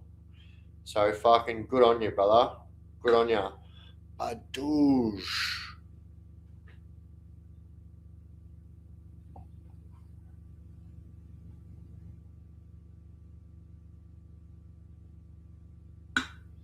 Fuck yeah, Crocodile says, yeah, Big Red doing the hard work to better his life.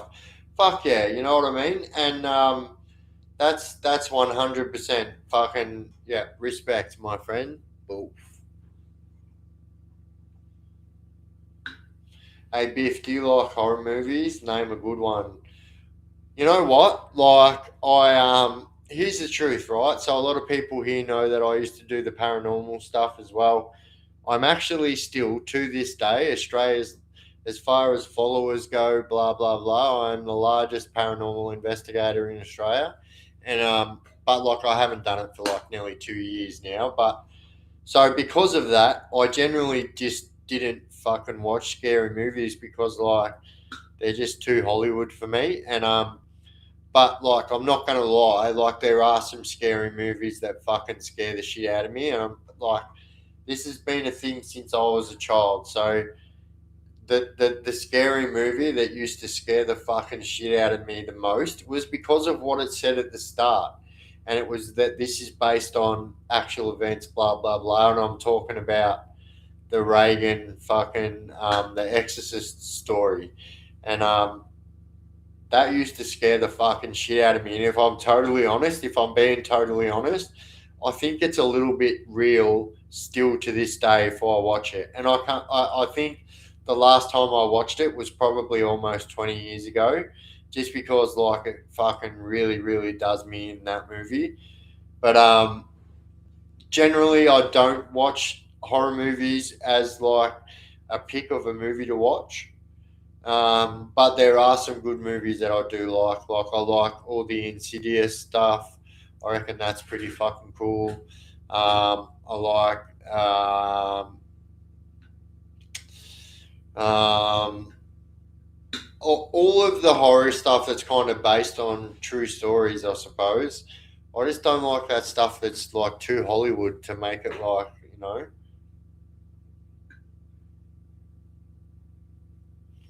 Wolf Creek. Yeah, I don't know. See, is that I don't know. Some people class that as a horror movie. I would say that's like a fucking intense thriller.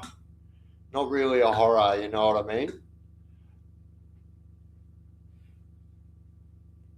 Yeah, and that's right. So Debbie says Jaws did me. So everyone's got their. I'll tell you what, another one. And like you would never hear me saying this, but seeing as everyone's putting their fears out on the line here, I am petrified of fucking spiders, yeah, and like I will, I will like there is like that's it. As soon as a spider is introduced to the scenario, it's game on with me, and I'm not playing from that moment on. But anyway, there's a movie called Arachnophobia, and the worst thing was right that I watched this documentary after that movie was made, saying that all the spiders that they got from that movie came from Australia, right? So I'm petrified of fucking spiders, and I'm a dumbass to watch this documentary to find out that all of them spiders that were in that movie Arachnophobia were actually came from Australia. That just fucked my life. I can't even tell you how much I was like, that was the worst thing I could have ever done. Like I am that petrified of spiders, 100%.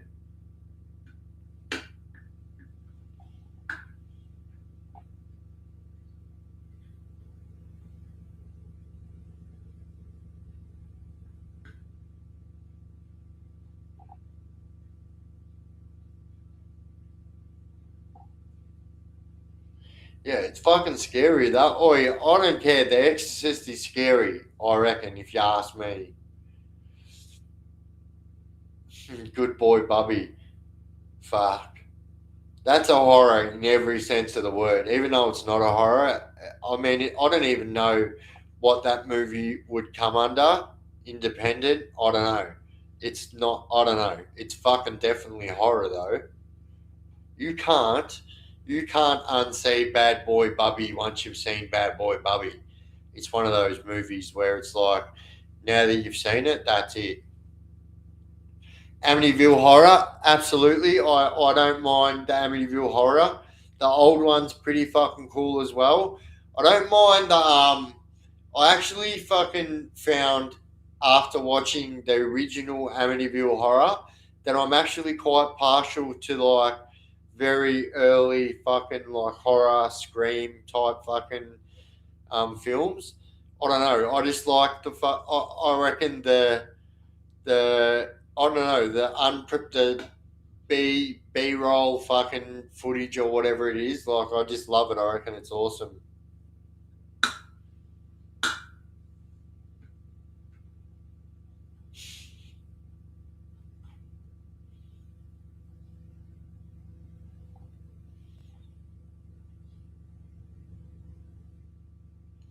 Jaws, try being a surfer. True.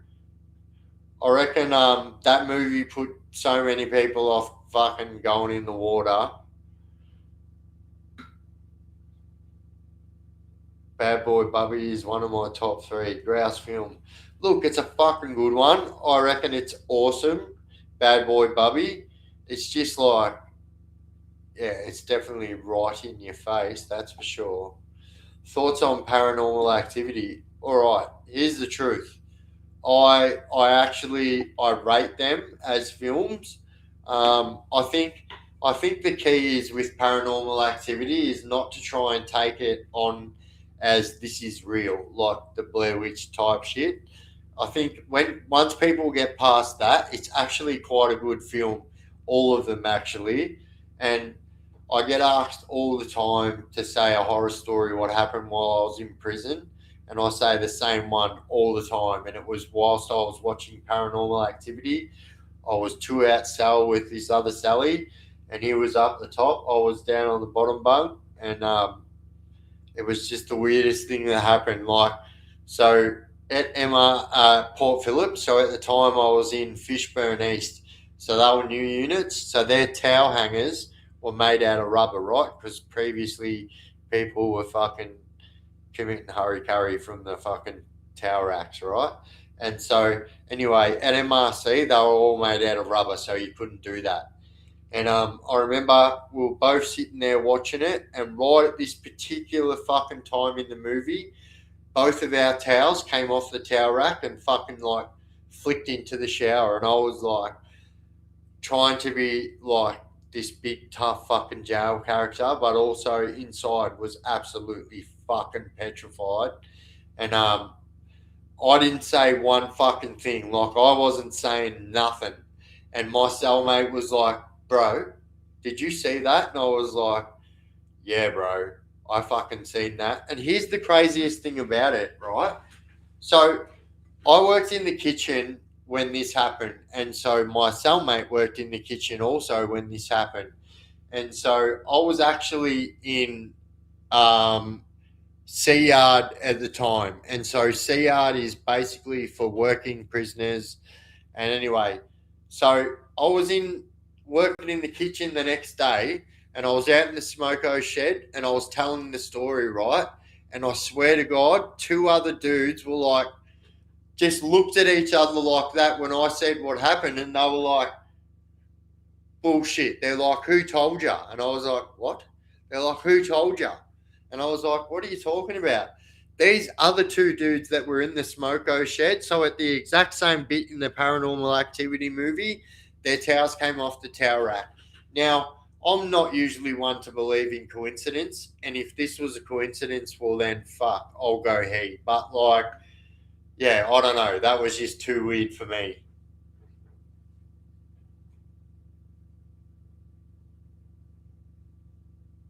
Did you ever watch a TV ghost series called A Haunting? The series created poltergeist activity in my house. Damn. Here's the truth, right? I'm a firm believer in the paranormal, and so um, like Ouija boards, right? A lot of people won't mess with Ouija boards because they don't want to fuck around with the paranormal and stuff. But you can get all these apps and stuff on your phone now, like spirit boxes and stuff like that. You can get this app that's called Necrophonics, right? Which is the most used paranormal app that's on a phone. It's called Necrophonics, right? And so when I used to do my paranormal stuff, I used to have people that would say to me, we've just recently started to get ghosts come into our house and shit like that. And I'd say, oh, yeah. I'd say, so have you been doing Ouija boards or anything like that? No, no, no. They were like, oh, we're just watching your lives and we seen that you use this app called Necrophonics and we started using it. And then since we started using it, all this crazy shit started happening in my house. And so I had to start saying to people that don't do what I do. This is fucking for trained professionals only, because so many people were messaging into me, especially from that one app. And yeah, trust me, guys, this goes with a fucking trigger warning. If you want to go try that app, be very fucking careful. And yeah, so many people, but there's also this app, right, that had the craziest shit happen. Yeah, it's called Rando Nautica. Yeah. Now I know there's going to be a few people in the chat that go, "Oh shit!" Right? So there's this app, and you can still buy it now on the App Store, on the iPhone fucking App Store, on the Google Play. You can buy it, right? And it's called Rando Nautica, right? Now this app, if you just Google that word, Rando Nautica, and it's spelled exactly how it's spelled, like Nautica, like the boat word, fucking, and Rando. It's like RANDONAUTICA, right? Rando Nautica. Now, this is an app that will ask you something at the start and it will then send you to a location that this is why I say to you guys, just Google this just jump on TikTok, type in Rando Nautica and see what people have found when they've been sent to the address which it tells them to go to, right? Now I could tell you guys a story, you can all say fucking bullshit, this and that, right? So it's very commonly believed that Rando Nautica is an app that's ran by serial killers. Now this is all on the net too. You can all find this as well, right? So this Rando Nautica app is apparently an app that's ran by serial killers. So people were going to locations, not only finding very fucking horrific things, but we're going to these locations where the app was telling them to go to and were never coming home, right? So crazy fucking things were happening. I am naturally a skeptic too. That's what got me into the paranormal, is because I'm a skeptic and I just started witnessing way too much shit to say that it doesn't happen. And so I did this Rando Nautica, right? And what happened to me was wild. Yeah. And not much fucking, there's not going to be much that fucking scares me, but I'll tell you what, when an app sends you to a location and you get to the location and there's someone standing there in the full Hollywood fucking psych ward fucking robe with a fucking teddy bear in one hand and a fucking big whopping kitchen knife like that in the other hand, and I'm not fucking kidding you, there was this music playing in the background and so the spider senses were tingling, yeah, and so everything was telling me to get out of there, but I was like, I have to go and find what this is, right? And I swear to God, I don't even know, right? I don't even know, but I'll tell you something, it scared the fuck out of me that much. I also had my son with me too, yeah. So I was like this was like, I'm not saying this was a ghost, yeah. This was a real person, obviously fucked up in the head. I don't know how they knew where we were gonna be, but they knew where we were gonna be. And when we got there, that's what I rocked up to. So I swear to God, this is what happened. I got out of my car and it takes you to a specific location on your phone. I followed to this specific location and there was a note that was nailed into the ground, right? A note that was nailed into the ground. Red flag should have been going off from the fucking get go, I know, right? And so my son was with me. He's going like, "What the fuck?" And so anyway, we're out of the car by this point, and like we're right at the exact um, geographic coordinates which it sends you to, the longitude and latitude, right? We're at the exact point, and here's this note nailed into the ground, yeah. And I was like, "What the fuck is this shit?" And so I pick up the note. I've got bad eyes, yeah. It was fucking dark, so I couldn't see. I had to go back to read it in front of the headlights of my car, yeah.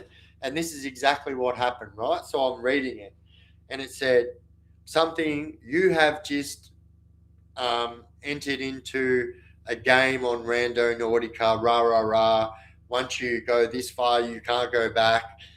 Look up." And I swear to God, it happened like that, right? And I'm reading this note, and I've got my back. I'm at my car lights like this, and I'm reading it like this, and I've got my back to this dirt road, right? It was just this dirt road with this crazy looking fucking tree at the end of it. Like, anyway, really set the scene. And I'm reading this note, and it said, blah, blah, blah. Once you've come this far, it's too fucking far to go back, blah, blah, blah. And I look up, and I swear to God, I fucking turn around, and here is this. It was an adult, right? But like, I think they were trying to like give off the impression that it was a child. There was this fucking sound playing in the background, which was like something from a horror movie, which was like this kid's voice speaking with like this ding ding ding ding ding ding, like a music box playing. It was fucking creepy, yeah. And I had my son with me, and I was like, "What the fuck?" And like, yeah, when I look up, there was just this person standing there in a hospital gown. It was a female. It was a female. Well, it looked like a female. Had their hair fully draped over their face. I couldn't see their face, and like the hospital gown came to about here. And then I swear to God, had its head down like this, and had a teddy bear in one hand and a big fuck off knife in the other hand. And yeah, I was like, yeah, I'm not playing with this shit. Fuck that. And like, I'm not gonna lie, like it scared the fucking shit out of me. I was like, did not expect that. What was worse is that we were driving up that road with our headlights pointing in that direction for kilometers, right? And I did not see one fucking person anywhere. Anywhere. I'm not trying to say this was a ghost. I'm not. This was obviously a real fucking person. Now you guys can fucking jump on fucking Google right now, like I said, and Google Rando Nautica. And I'm telling you, go and have a look at the shit that's happened to people when they've done this app. I done this app once, and I was like, fuck that. And like, so we kind of done a little bit of deep diving. And so, yeah, it's widely believed that this app is ran on the dark web, and it is a app that fucking connects unsuspecting victims with fucking predators. And like, yeah, it's pretty fucking creepy. But yeah, that was fucking wild. And yeah, I'm sure if you jump on my TikTok, actually the video is on there. Like, this was as real as it fucking gets.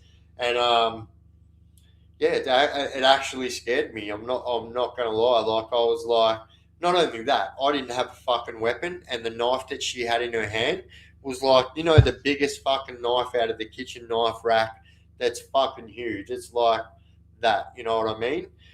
But then I was also like, man, it's winter. This fucking crazy person's out here in a fucking hospital gown with a teddy bear and a knife in their hand. Yeah, I'm not playing. Straight up, I'm not playing. I've got my son with me, and yeah, I was like, no dice. Biff, do you find with ADHD that it's less obvious to others when you're scared of something? I get I get told that regularly I might be terrified but not appeared so. Yeah, I think so. I think so. There has been time where exactly what you've just said, where that's been the case. You know what I mean? But also I think that like I don't know if that's like just something that's bred into us as a human. Like I know, like say for instance, like I'll give a real life experience of that. Yeah. So the fire the other day, and this is the exact situation. So they said, um, this is how the messages came, right? Because the messages were fucked, reception was fucked all day, and the messages came through like this exactly. You must get out now if you want to survive. Basically, was the message, yeah. But it said them words in it exactly. Get out now if you want to survive. We missed that message completely, yeah. So the message we got then was, it's now too late to leave. Bunker down if you want to survive, right? So I've got my son with me, and he's 17, and like obviously things are different when obviously I've got somebody that I've got to take care of, and so his life is basically in my life then, and like that situation right there where it was like fucking hell, have I fucking made a mistake here? But it wasn't my mistake. But I was like, I should have known to get out of here. And like, this is my point exactly. I've made it this week on my social media that shit, they can't have a national emergency, claim a national disaster. Like I've said this 100 times this week. I can pick up my phone from anywhere in the country and call 000 and get straight through. Hello, officer fuckface. Right? That's the truth, yeah? How the fuck can't, in a fucking national emergency, a message get through to me saying that I need to get out now if I want my life to fucking be saved? Like, that is a very fucked up system. But anyway, moving forward, like a real life situation, that was a real life situation where I was fucking scared and I couldn't show it. Do you know what I mean? Even if I wanted to, I couldn't, because then it would have like let other people that I was caring for know that we were in a bad situation. And that's the last thing that I want to do. So like, I know that's kind of a different situation, but yeah, there's been a lot of times where that's happened in my life, and I think that 100% ADHD people are wired a little bit differently than your average Joe, and therefore react to things a little bit differently than the average Joe, I would say.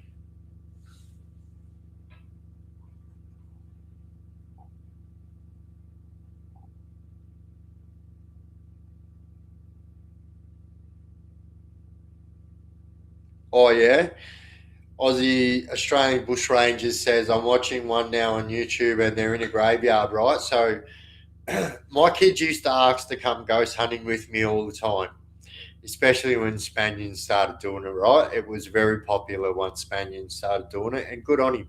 Like I said, you know what I mean? My hat goes off to everyone that fucking can make a life for himself after spending most of it in prison. I just don't know about all this shit and that. But anyway, my kids were like very interested in ghost hunting after that. And so this one particular time we went to, well, as a matter of fact, the cemetery in Wodonga. And so we are doing a ghost hunt there. And like, I know a lot of people think that it's disrespectful. And then, as a matter of fact, from this night, I stopped doing it because like I actually realized what I was doing was disrespectful.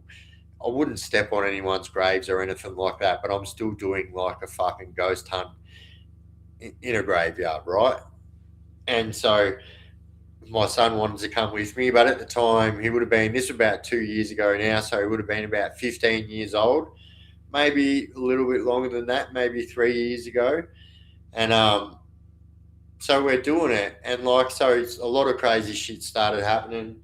I had all my ghost hunting equipment. I've showed you guys on here a lot of times, and yeah, so I had all the ghost hunting equipment and that, and then my son started saying, "I don't feel right, Dad." You know what I mean? And I was like, oh, what the fuck? And so like I straight away was like, we've got to get out of here. Like, this isn't good. Like, I believe in the paranormal, yeah. So I know a lot of people in the chat won't, but like, anyway, I seen it as like he's not feeling well because he's not dealing with the paranormal shit well. We're gonna go right, and then I swear to God, he just went doof and hit the fucking deck, and I was like, what the fuck?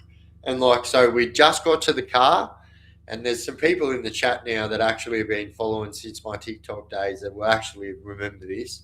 And so we just got to the car, and I used to do all my ghost hunts on live, right? So exactly how we are right now. But I'd sit the camera here on my harness, and I'd just ghost hunt, right? And so this whole time I've just put all the equipment away, and we're about to get into the car, and Ryder goes bang and hits the fucking deck. Yeah, that's it, out. And I was like, whoa, what the fuck? And so like I jump into fucking straight away helicopter fucking parent mode, and like was like absolutely petrified because I was like, oh my God, I've fucking done this. Like, and then like he came to and he was like, what the fuck happened? And I was like, I don't know what the fuck just happened. And so that's another kind of experience, you know what I mean? Like where I was kind of scared and had to hide it for, especially for my son. Exact same son that I was in the fire video with. So, but from that time on, I stopped doing it. But I also went. I'll do one more ghost story. So I used to do what's called what I called guerrilla ghost hunting, right? So I used to break into all these paranormal investigation joints until I got the fucking golden key off the fucking ladies in Tasmania, which work for the fucking heritage fucking listed society, which gave me access to all these heritage listed buildings in fucking Tasmania. But before that, I dead set used to break in, right? And I'll be straight up honest, but I just used to call it guerrilla ghost hunting, right? And a lot of the places, when I say break in, I'm not saying I'm breaking windows and going in. Like, a lot of these places are fucking abandoned. You can literally walk in, right? But they're on private property, so it's classed as breaking in, right?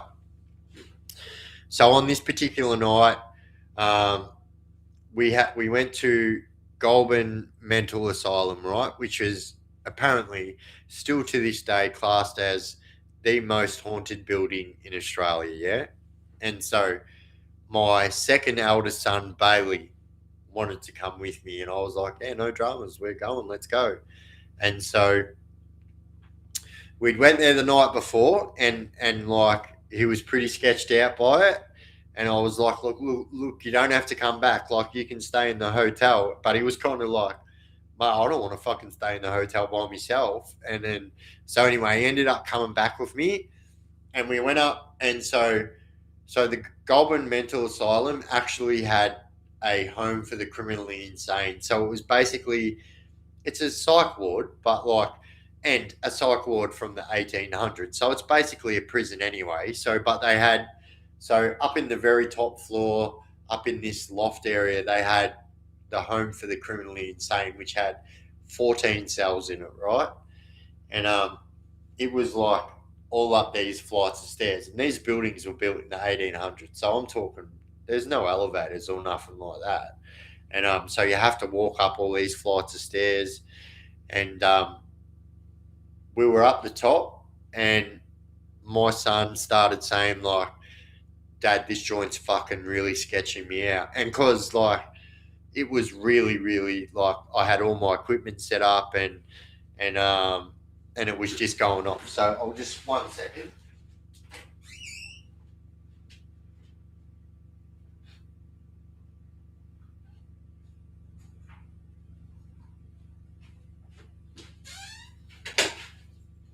So I won't grab the rest of it because it's all put away in my big cupboard. But like, you got stuff like this. This is a K2 meter or a EMF.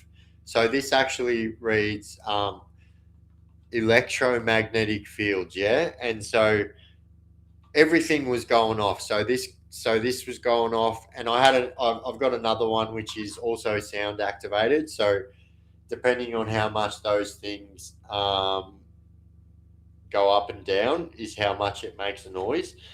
Um, these are dowsing rods. I don't know if you guys know what dowsing rods are, but dowsing rods are, you use these rods and you talk to the paranormal, blah blah blah blah blah. So anyway, I'm using all these devices, and all my devices are going off. I showed you guys a couple of weeks ago. They're called REM pods, and so they're these little things that you stick around like the perimeter of wherever you are, and if anything, be it a human or not human, goes into the space of this, they go off, right? And so everything is going off, and we are right now in the home for the criminally insane. So the people in this place, so you can actually see it for yourself. So people have actually tried to bite through the walls in this place, and you can still see the teeth marks on the wall in this place. It's pretty full on, right?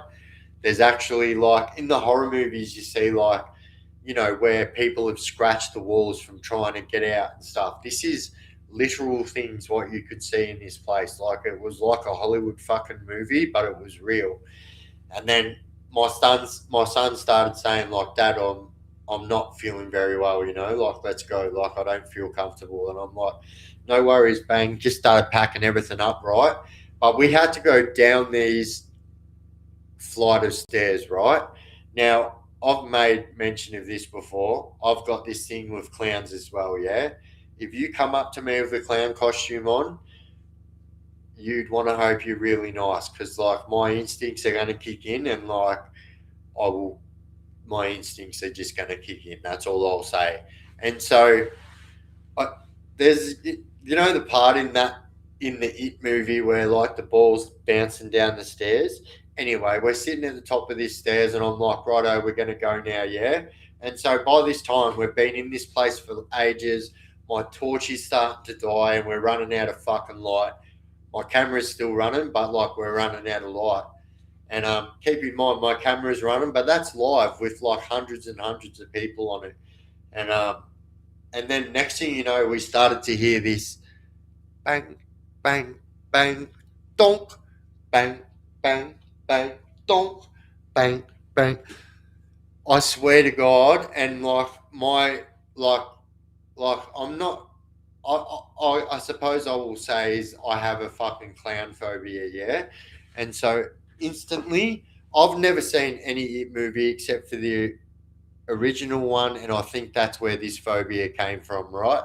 So anyway, I said to my son, "Can you hear that?" And he's like, "Yep," and I'm like, does that sound like a ball? Because there was tiers, yeah. So like it was like 10 sets of steps, and then there was a landing, and then it would go down the next. And I swear you could just hear donk, donk, donk, donk, donk, donk, donk, donk, donk, donk, donk, donk, donk, donk, and it was like, what the fuck? And so that then led my son to say, I don't want to go down there. And if I'm fucking totally honest, I didn't want to fucking go down there either. In my head, I'm thinking Pennywise is coming screaming up them stairs. And like, I was in ultimate fucking defense mode. But it was like I had to really, really fight off that fear, because my son wanted to get out of there more than I did, right? I was absolutely fucking petrified. And my son wanted to get out of there more than I did. And like, yeah, I don't know. That was another time where it was like, and that was like, after that, and then my rider fucking dropping in the cemetery, that was like, yeah, I don't care if Spaniard's doing this. I'm not taking my kids on fucking ghost hunts. Like, no way. They're not going to be the fucking poltergeist cannon fodder. And yeah, so I stopped taking my kids. But yeah, had some crazy shit happen when I was doing my ghost hunting stuff.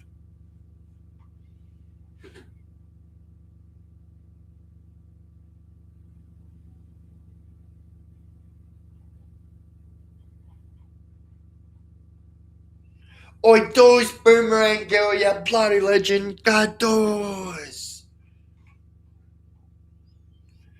got to tell that Nathan Patterson guy. I don't even know if that guy does YouTube anymore.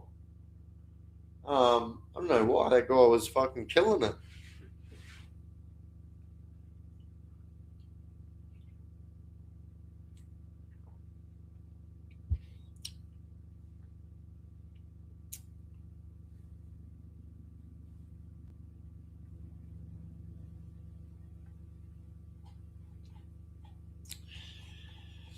Yeah, look, I can't say I'm a fucking super fan if I'm honest either.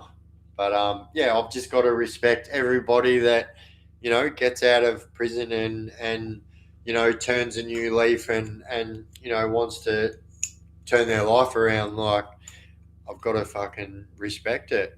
Um, at the end of the day, like that's all it comes down to for me.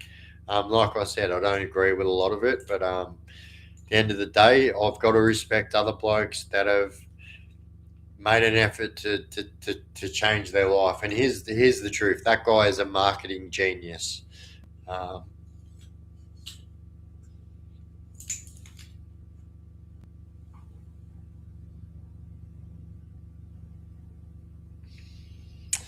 you say crazy person like it's a bad thing. Listen, I think you know what I mean. It's like preaching to the choir there. Like I am, I've been called the crazy person my whole life. I think it's like how like if you're a redhead, you can hang shit on redheads. I think it's like same kind of deal, something like that, or something like that. I don't know.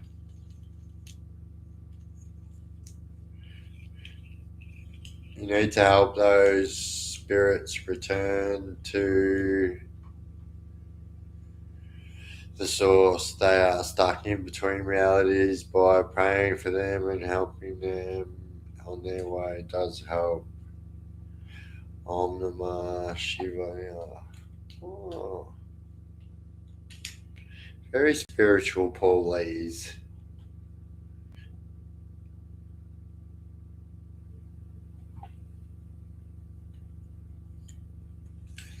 Yeah, look, I think once again, like I can't fucking hate. You know what I mean? Like, he's somebody who has turned his life around. As a matter of fact, he's a fucking mad artist. I love art. Yeah, I love tattoos and stuff like that. That's what made my love for art come about. But I appreciate art, right? And yeah, I think like once again, like he's doing a lot of things to make sure that he doesn't have to go down the path of being a criminal again. And once again, I can't hate. I can't hate for that. Only a ginger can call another ginger a ginger. Yeah, well, that's right. Look, I know it doesn't look like it, but this shit sparkles in the sun. Yeah, don't let the Oasis fucking effect fool you guys. I am as ranger as I mean. Look at my fucking mo. It's red and grey. But yeah, I don't know what happened, but my hair looks browner these days than it does ranger. I did have not Ronald McDonald era times. Like I wouldn't say that I ever had Ronald McDonald ranger hair, but yeah, I was definitely sparkling in the sun. That's for sure.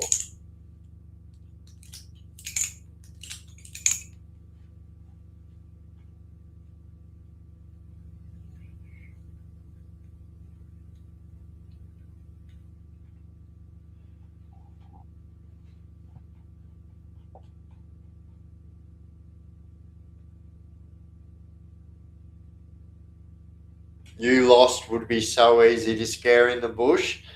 Yeah, but don't get it twisted, right? You might be able to scare me, right? That's 100%. I admit it. I have phobias. I can't fucking help it. I am human at the end of the day. But I promise you, if you walked up to me in the middle of the bush wearing a fucking clown costume, it would be the last fucking place you ever wore a clown costume. I promise you that right now. And in my brain, all I'm going to think is, there is no one for fucking miles, and you've picked this place to fuck with me. Oh, hell, fucking, like, yeah, good luck to ya.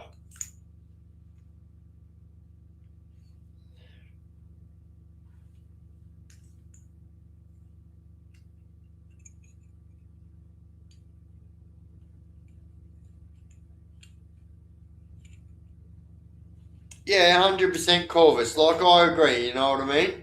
Like, everyone's not for everyone, you know? But, like, at the end of the day, I've got to respect it for what it absolutely is. And that's a, like, you know, a hardened maximum security prisoner, you know, turning their life around after spending most of their life inside a, you know, any type of prison facility, and I've got to respect it. And like, you know, there was a time there where he was trying to, um, you know, deter the youth from doing the same. And yeah, but I've got to just respect the blokes that do that, you know. Plus, also, you know, other than, you know, the casual, you know, the occasional joke every now and then, I'm generally not one to hang shit on other creators. Like, I will do the old fucking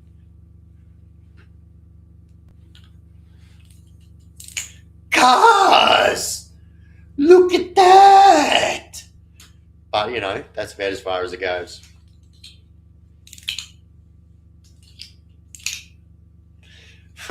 That's about as far as it oge. That's about as far as it oges. Us redheads are a different breed. I know. Try being a fucking ranger and someone with ADHD. I feel like I was just that group of kids that got picked on at school. Didn't matter what. I had freckles, fucking ADHD, red hair, lived in a fucking low socio-economical demographic fucking area. I was prime pickings for fucking bullies. They, well, I swear, I put up with bullies until about grade 5, I think, and then it was in grade 5. I would never forget it. My mum, if Mumsy is still in the chat, but I think she might have left by now. It's getting a bit late. But Mumsy will be able to tell you it was my first time getting suspended from school. Somebody called my mum a derogatory name, and that was it. That was game on. I was like, "Oh no, you don't, motherfucker!" And yeah, got suspended that day. And I feel like from that moment on, it was like then the kids knew that if they fucking pushed my buttons, that I was the kid fucking throwing chairs through windows and shit. That was me, yeah. So that was what kids did. They were like try to push my buttons, and like fucking, I didn't know how to deal with that until I was 37.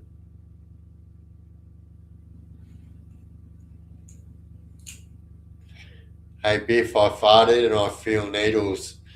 Oh mate, are you going to prison, bro? Have you put a parcel away there? I don't know. I don't suggest putting them things up there, bro. Even though people do it, I wouldn't suggest it. But I'll tell you something, Dubby. If you start farting and you start blowing bubbles, that's when I'll be concerned, mate. When you start going,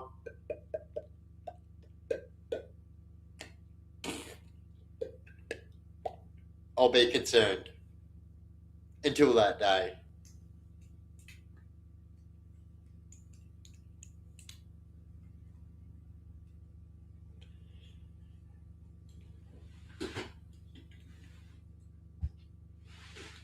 All right, just one.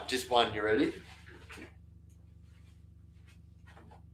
Well, cuz, if you're walking through the bush, yeah, and you fucking walk in, and like you know that some cunt's coming right, what you got to do, right? And you got a fucking knife K in your fucking hand K, you got to fucking hide in the bush, yeah. Sometimes when you're hiding in the brook, you got a fucking brick, yeah, right? You got to do what you got to do, yeah. This is the fucking each stray, lad, day, right? And then what you do, yeah. Uncase will be fucking walking way down the fucking lane, and then you'll be hitting, say, fucking he can back at lane, and then fucking Ushka lad, Hurus lad, Hurus. Fuck. And then, yeah, to all my fucking teenage subscribers, when you're walking to school, that is how you should deal with alteration. And If you don't deal with an alteration like that, you're definitely a pussy, straight up. That's all I'm saying. Hurus lad. Tsa, lad.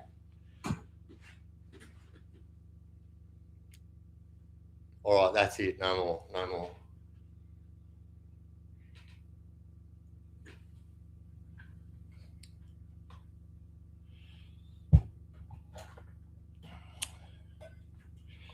Yeah, me and Onion Spay go A whack back lay, A lay.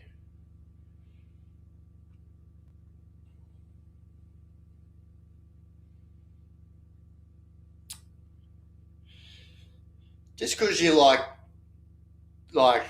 you know, like do a fucking character fucking representation of someone doesn't mean you're being disrespectful. If you are if you are a name that's in the limelight, you have people that are gonna, you know, just know how to do that.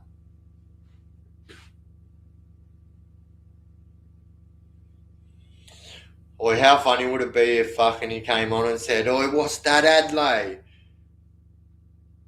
I'd be like, "Oi, join the chat, bro." Poodles, lad. No. Oi, cyborg boxing your putos. Thank you, legend. I could slice a PDF file, but I couldn't do the same to an animal. ADHD people seem to have a connection with animals. It is so funny that you fucking say that, and I won't go into details, but I have said this my whole life. I swear to God, it is crazy. And this is the exact reason why I stopped breeding dogs, is because sometimes dogs don't make it and you've got to put them down, right? And I promise you, I've been through all types of fucking trauma in my life, but I promise you, there is not much that put me through as much hell as having to see a fucking defenseless little puppy lose their life. So 100% I agree with you there, 100%. But you know what I mean? And I mean this respectfully. Like, this is also something about people with ADHD. We laugh in really weird situations. So, like, I've found myself, and I think it's a nervous thing. I don't know what it is, but like, um, yeah, I think people like see us a little bit differently because stuff like that happens. You know, like I have been known to have like also some. I don't know. It's not Tourette's, but like, you know, when you have intrusive thoughts, right? But like, I am very well known for having intrusive thoughts and just saying them. I don't mean to do it, but it just happens. And so, yeah, I get it. Gadoosh.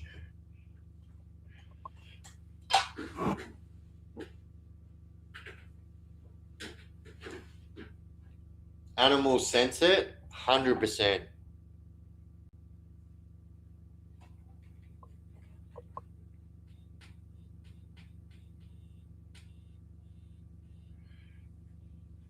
If I had a gold one, it wouldn't do that.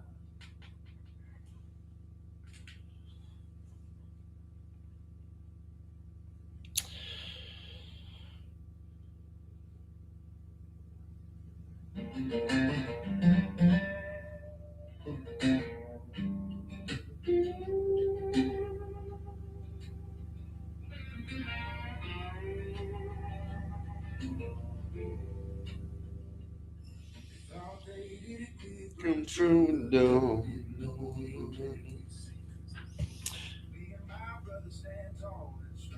Nobody likes a runt until they're a president. Oh fuck.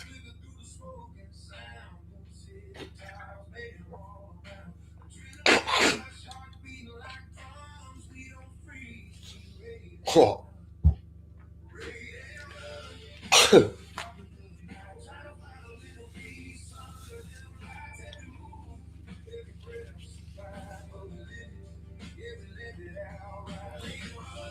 Fucking yeah. I ain't fucking touching that.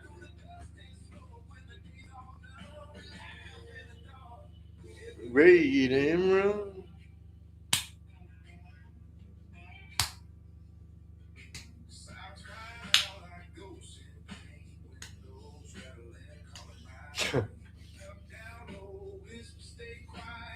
some things I've got to like fucking like choose carefully to fucking steer away from. And I know there's a lot in the chat that know exactly what I mean. It really took me off fucking guard though. It was one of those fucking drink spitters.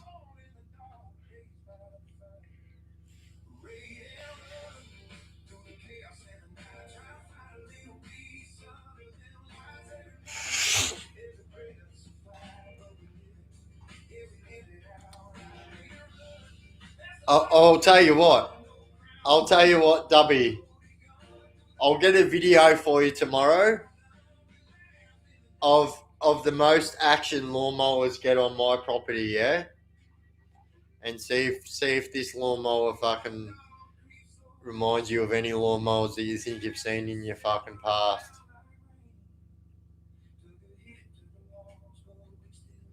Yeah, it was Crocodile. I fucking yeah.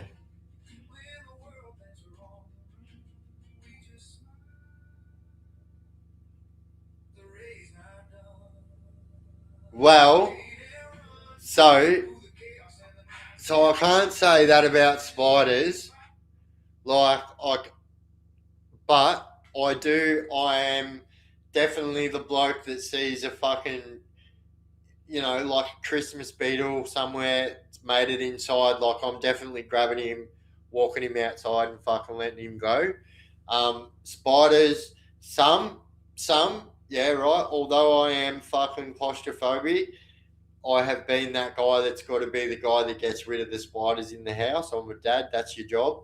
And yeah. So like, but there's certain spiders I don't fuck with. Yeah. So the ones that kill you. So I don't fuck with redbacks.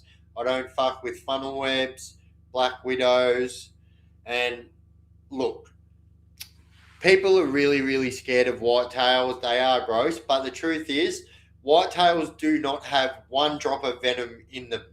If you get bit by a whitetail, you get a bacteria infection and I will go into another bit David Attenborough story in a sec. So, but because generally whitetails live on the ground, they don't climb, right? They're one of the spider families that didn't used to climb. But I'll tell you something that I've noticed in the last 10 years, seeing whitetails on walls, which is something that you didn't used to see 20 years ago. Whitetails are not known as climbing spiders, they are bottom dwellers, which is why when a whitetail bites you, you get a bacteria infection because like they live under fridges and fucking damp, wet environments like that. Spitty Biffy needs a bit. I actually fucking spat then. I couldn't help it. I was like, it really took me. I always say, you know what? My mum tells me all the time. She says you should read comments in your head before you read them out loud. And I really should. But that one really caught me off guard. As soon as I said it, it just got me. I was like, I'm not even fucking going near that.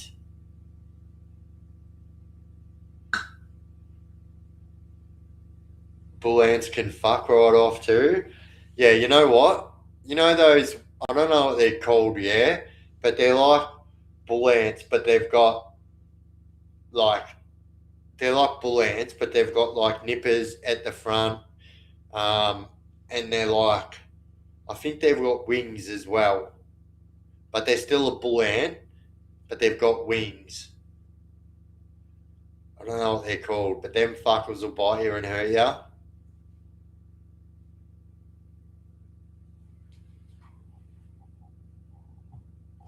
Mouse spiders, true. Or are they the same as wolf spiders? Like obviously, I know mice and wolves have two very different of the animal kingdom, but yeah, I don't know. I feel like when you're an arachnophobic person, you know spiders by their names.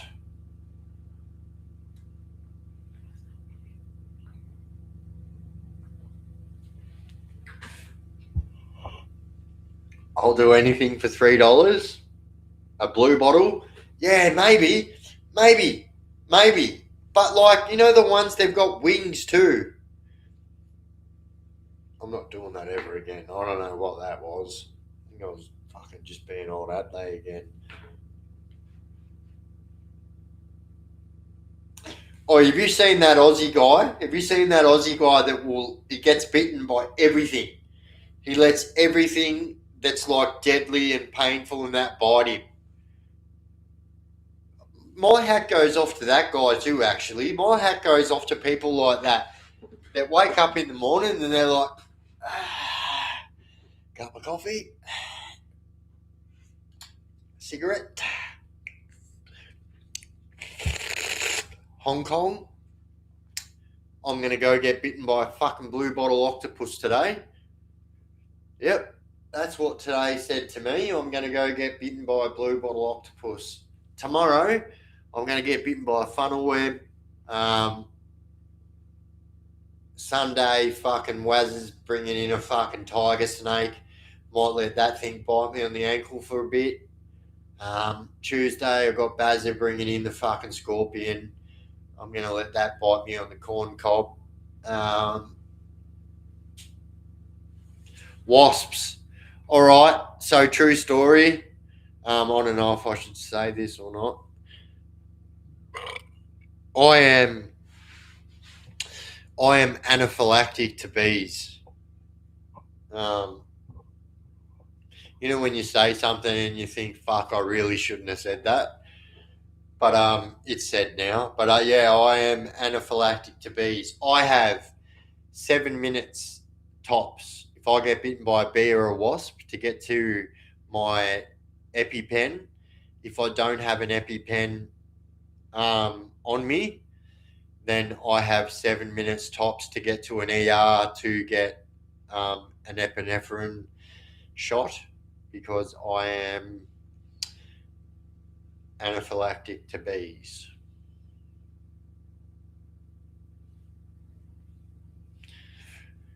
So yeah, fuck wasps, fuck bees, fuck this. I'll tell you what it's like being me, yeah? This is what it's like being me, honestly. Walk out the back to chuck the washing on the fucking line. Typical Aussie. I've got no shoes on. I step on a bindi. Guess what? Instantaneous going into a fucking anxiety fucking overload. I think that I'm dying. I've got 7 minutes to get to the fucking hospital. And then I'll find out it's just a bindi. I'm like, oh, fuck.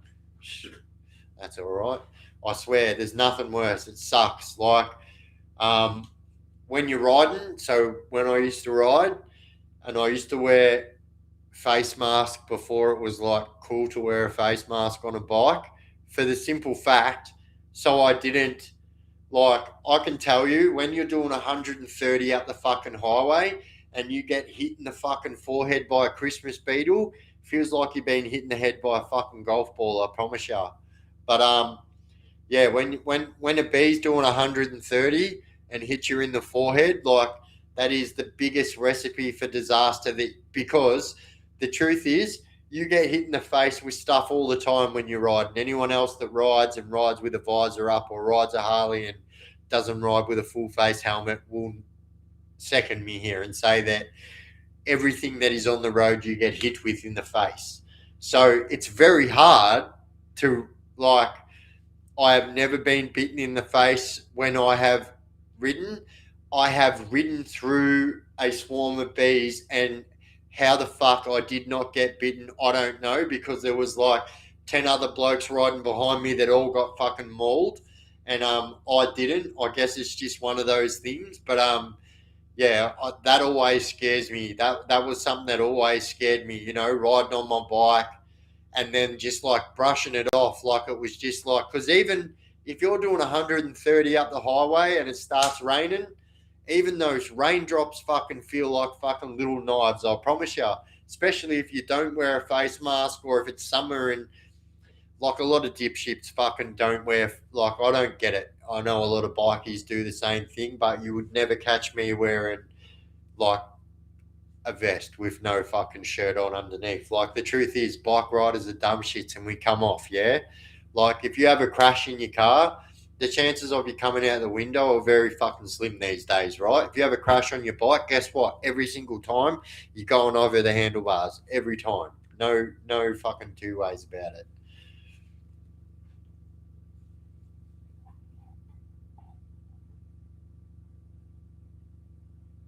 I also have BPD like Jeffrey Dahmer. So, something, I'll tell you something, Debbie, that I found out. When I was in prison, I found out that there wasn't, I will say, as close to 90 something percent of prisoners are diagnosed with borderline personality disorder. And how do I know this? Because, well, here's the truth, right? Every single one of us that goes through the court system that knows what they're doing, they're going to get a psych report, right? Because that psych report holds fucking very big weight in your court case, right? And here's the truth. It is something up in the 90% of prisoners have borderline personality disorder. True story. Very common. Very, very common. As a matter of fact, some will say it's like a blanket diagnosis for the prison system, which is probably a little bit true. But yeah, very common for prisoners to have BPD, allegedly.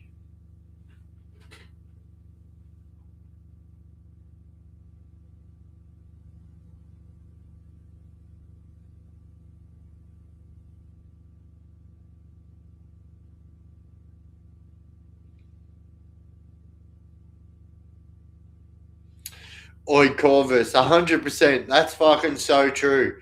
Like, I do have a bit of a fucking like I'm scared of snakes, but I'm not like scared of snakes like I am spiders. Like, it's like, oh yeah, there's a snake, walk around, you know what I mean? But if I see a fucking redback, like, it's like, oh shit, like, game on. It's like straight away in my mind, as soon as I see a spider, ADHD kicks in, and then my head just starts going. Dum, dum, dum, dum, dum, dum, dum, diddle-doo, diddle-doo. And then I just go, fucking, that's it. I am now the ultimate spider fucking hunter number one. And I now have to fucking, I am now contracted with taking this spider off of this fucking earth and moving him out of this house. And the music continues. Dun, dun, dun, dun, dun, dun. What percentage of prisoners have ADHD? So I would say, like, not that like it's ever been spoken about like the other things I just spoke about where there's percentages, but I would say that it's a pretty high percentage. Like, when you are someone that is fucking neurodivergent, that's what they call it these days. But when you got ADHD, ADD, you generally can tell another person that has the same as what you have. You know what I mean? Um, you know, if if someone says fucking, if someone yells out the word fucking spider monkey in the middle of a fucking funeral, you're like, hey, he's one of me. Yeah, so we can just tell. So I don't know. I don't think, like, to be honest, like, it's. I don't think I've ever had a conversation like that. But like, I would say that, like, yeah, over the time, the amount of prisoners that I've realised that have had ADHD, mainly because people that are on that are have ADHD more than ADD are on some type of medication. Now, obviously, certain medications are fucking banned in prisons for the exact reason that they have the name amphetamine in their medical medicine name. Um, I never understood that. It's like, all right, here you are. You just found out your 10-year-old's got fucking ADHD, and the doctor says that you have to put him on dexamphetamine. It's all in the fucking wording, isn't it? Like, I can't even imagine what parent you are that if the doctor goes, oh yeah, your child needs to be on dexamphetamine, it's all in the name. It's like, and here's the truth, right? Here's the truth. Being a fucking childhood ADHD person, um, my parents, thank fucking God, never fucking had me put on the medication. But I had friends that were on the medication, right? And this is what my friend's daily life was like. He was on medication every single day that just fucking turbo boosted him out into the stratosphere. And then as soon as the street lights go on, he was given a handful of fucking diazepam every single night that make him go to sleep. This is before the dude's even hit teenage years. Like, I'm not even in pubescent fucking times. Like, this is how fucked up ADHD is. Like, and this is what people don't understand. Like, it's like, oh yeah, we're going to give you, doesn't never made sense to me. We're going to give you amphetamines to calm you down. And then at night time when you need to go to sleep, we're going to give you the same thing what we give your grandparents, and we're going to put you to sleep. And then tomorrow when you wake up, guess what? Game on, and we do it all again.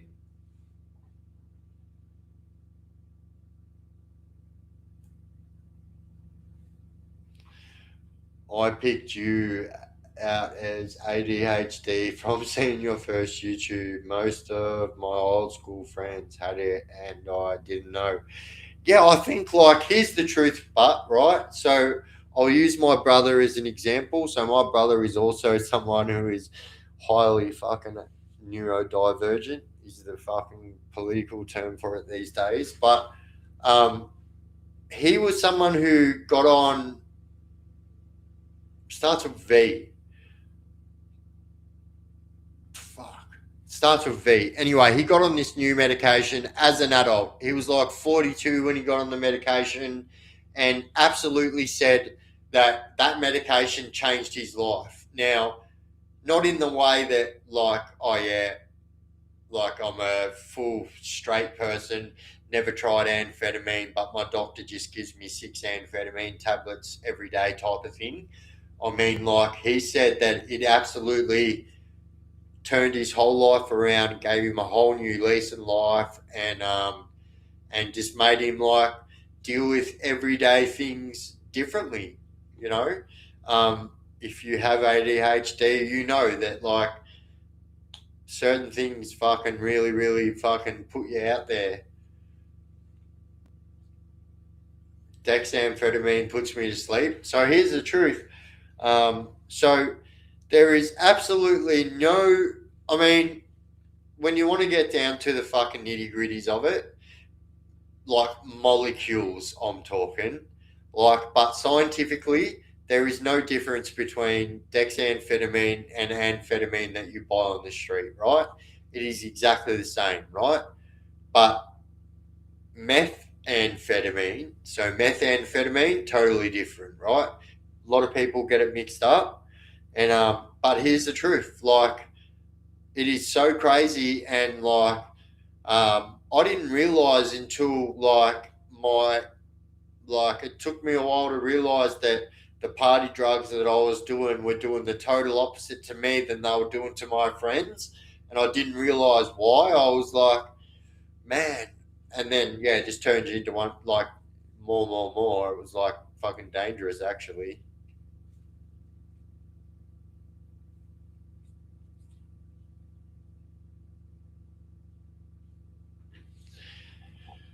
Who still stalks you years later?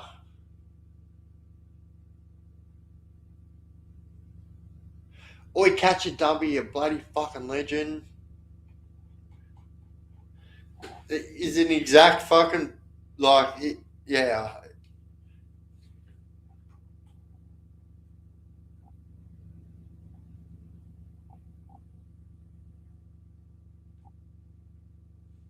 Did anyone else see that? Did something else happen on the screen for anyone else then?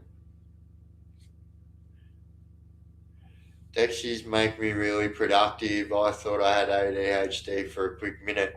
So here's the truth, right?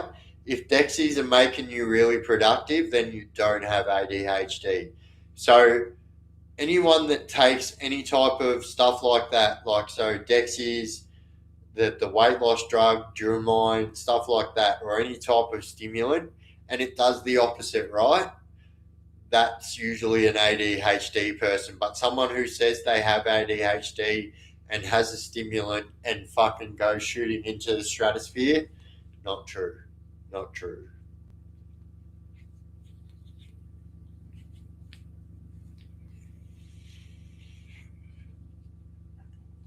Word, it's got a few traits that are very much ADHD kind of thing. Medication is a must or an aid. You got to be mentally or physically do the rest. 100%. And I fucking totally agree with you, right? So I'm someone who has, I'm not going to say battled with ADHD my whole life without medication because it hasn't been a battle, but like in a way it has. Because like sometimes when you have ADHD, you do things and you're like, fuck. You know what I mean? Like there's been a lot of them times, but like, um, yeah.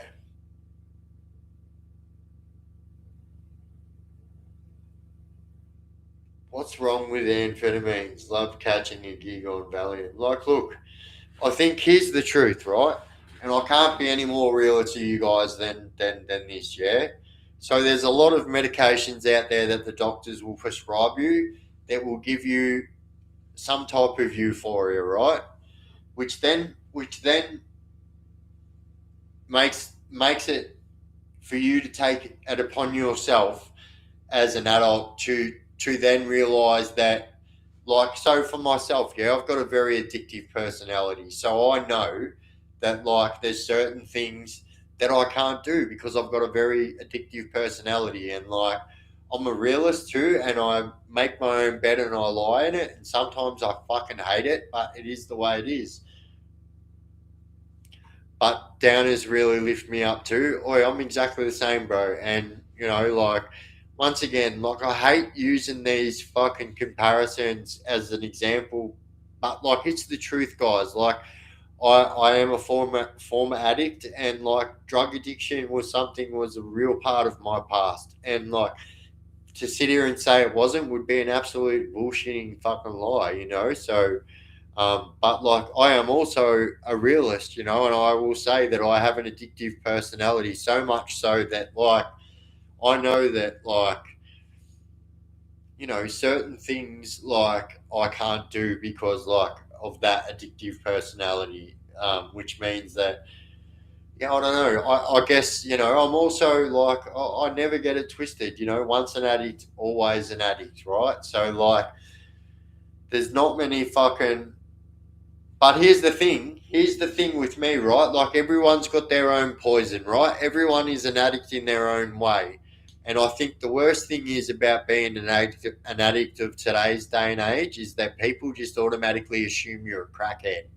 And like I can't even tell you how much that fucking boils my blood. Because I promise you, I can't even count on my hands and my toes how many times I've done ice. Yeah. So that's under 20 times. But let me tell you, like in those 20 times that I done ice, like fucking hell, like you know what I mean? But um, yeah, it's fucking crazy that world, man. It's so fucking crazy.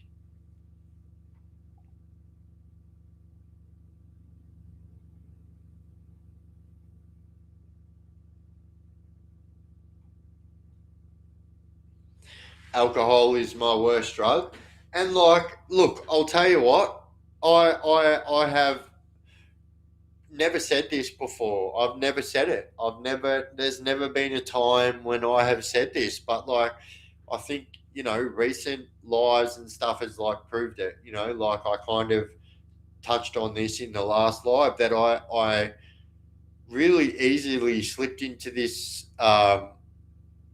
like situation where I was drinking alcohol instead of cordial and like would 100% like was the worst thing, and I think that is the perfect example of it and of an addictive personality. Like without me even noticing, like things were kind of happening, and like I just like that is like a perfect example of addictive personality right there. is how easy it was for me to slip into that lull of like, and here I am trying to set an example for these young fellas, and I'm drinking on every live like it was just shit. And like, yeah, I'm just so glad that I seen the light. I didn't want to say that. And the worst thing with having my situation with MS, and JD will fucking be able to jump on board and agree with me here, is you forget words. It's the worst thing in the world. You can be having a full on conversation where you know the words, and then you just, it's like every conversation, and then it's like bang, brick wall. Oopsies. It's like bang, brick wall. You hit a brick wall, and then you forget that word, and it's fucked. There's nothing worse. I hate it.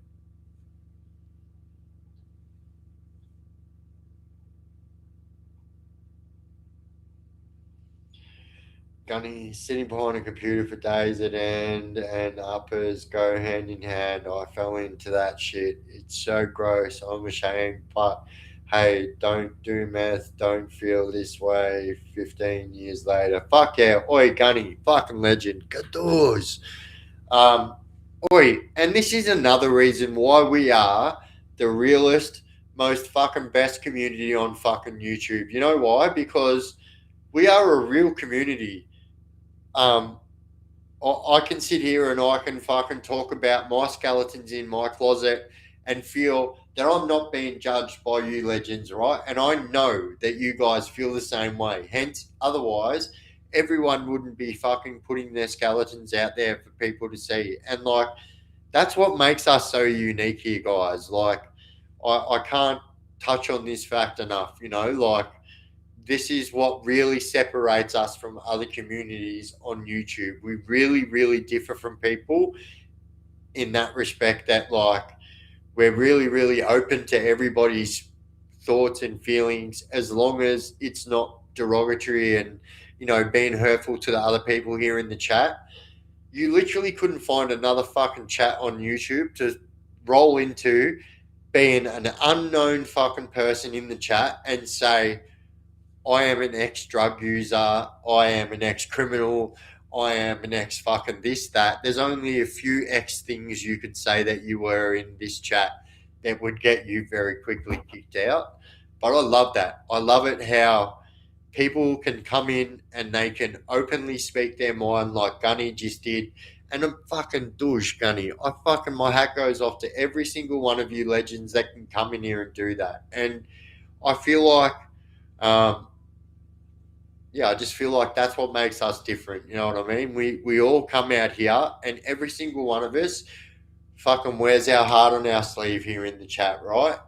I was always taught, right, when I was younger, that wearing your heart on your sleeve is something that's like that's shit. That's a fucking weak thing to do. You know what I mean?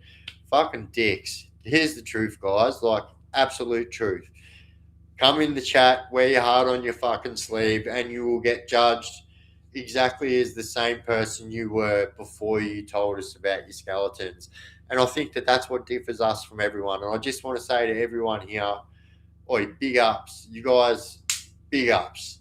And the last lives have been really fucking good. And I made a conscious decision to really, really take a fucking change and change a few things that, although you guys might not have said it, like didn't want to see and didn't need to see. And yeah, I just think that like I fucking love this chat. I really do. Straight up, this calls for a song. It's song time.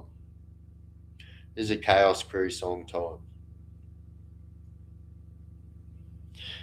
which also means toilet time.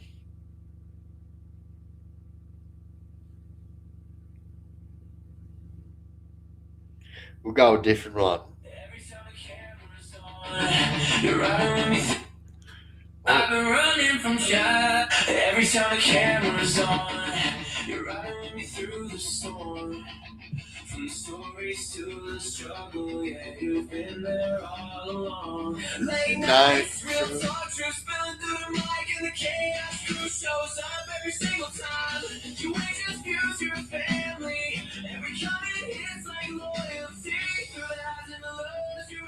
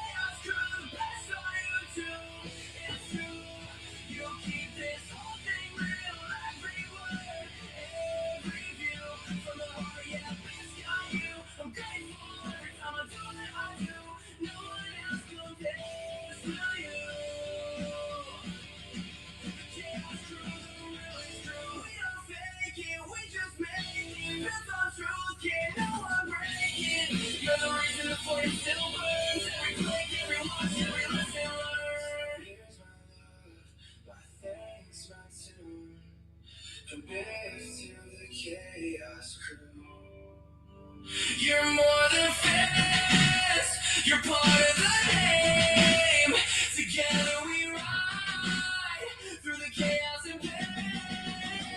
Shout out to the chaos crew, the best on YouTube. It's true. You keep this whole thing real. Every word, every view from the heart. Yeah, Biff got you. I'm grateful every time I do what I do. Forever loyal, forever true. Chaos crew, this for you.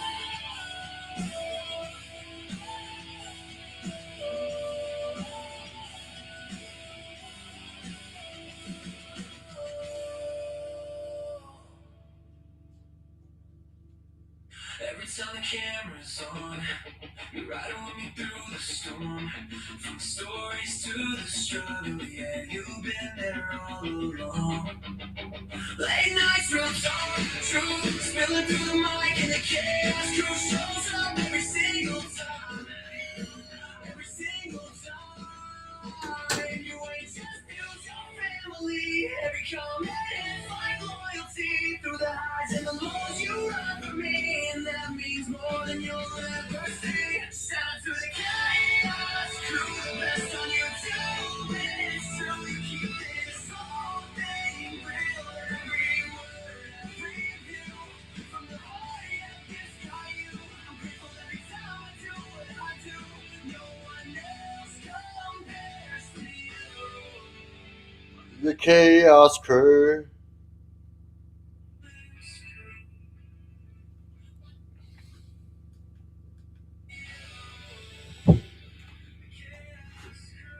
Oh, JJ's back.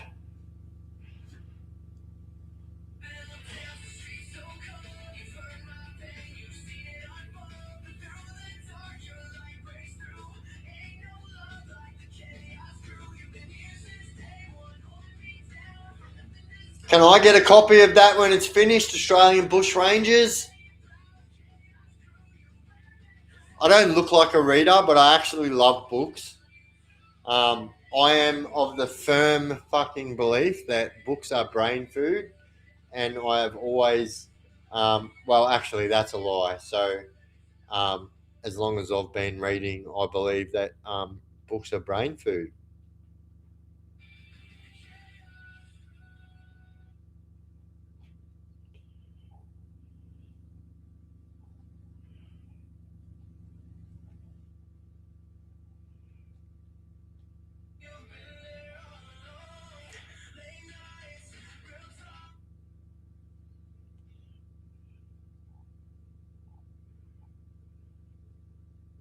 Oi, JD Future, bloody legend. Nobody judge you on this channel. Nobody judge you on this channel. That's it. Nobody judges you. And that's exactly the truth. You are 100% welcome to be yourself on this channel. That's what makes it so unique, I think. I think.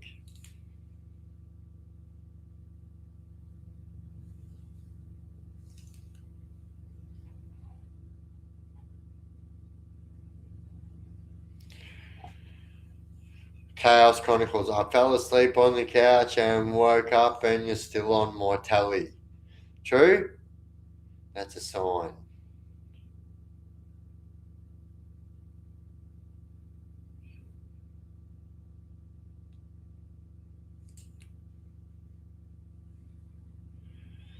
Still waiting for a PO.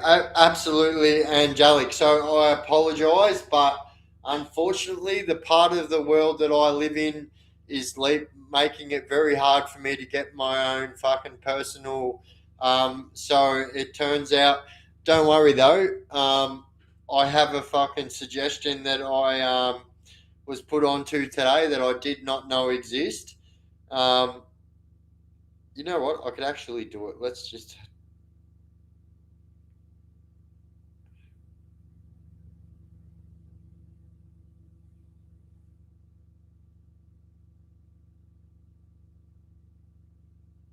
So you can get this thing called a digital mailbox. I've only just came privy to today.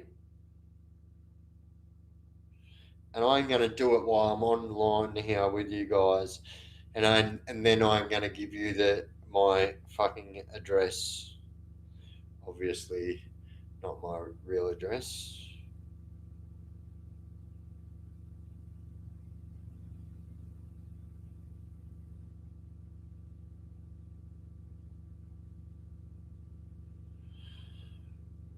All right, let's go. Give me a moment. I will have a. All right, wait. Oi, Gunny, you absolute bloody legend. We might have to add this one onto my link list in a moment. People have been waiting for ages, and I only became privy to this digital mailbox today. So anyway, this is not my real. This won't be my real address. But if you send anything to this address, it gets sent straight to me. But yeah, the reason I'm saying this is not my real address for all the haters there that think they're going to come around and put like flaming dog turds on my fucking doorstep or something. Yeah, not going to happen.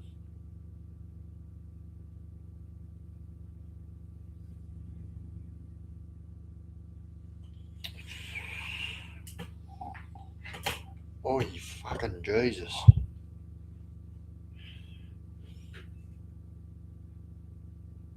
All right, let's go. We're almost there. I mean, probably we're not. All right.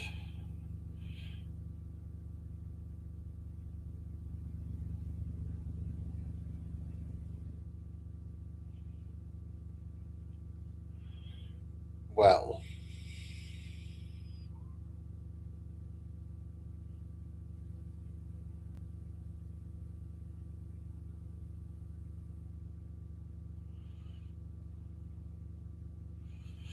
alrighty. Hopefully this doesn't take too long. I'm just going to do it right now while I got you here. All right, where do I want it? Here. Here. Dushka. All right.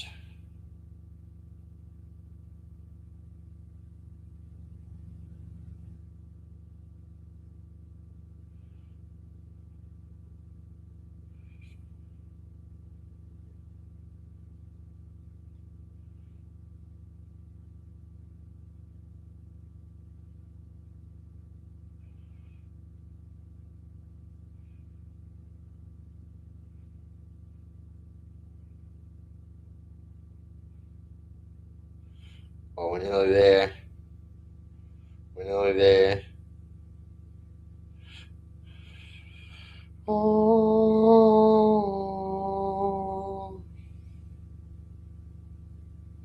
Oh no, that was like nearly their music, I think.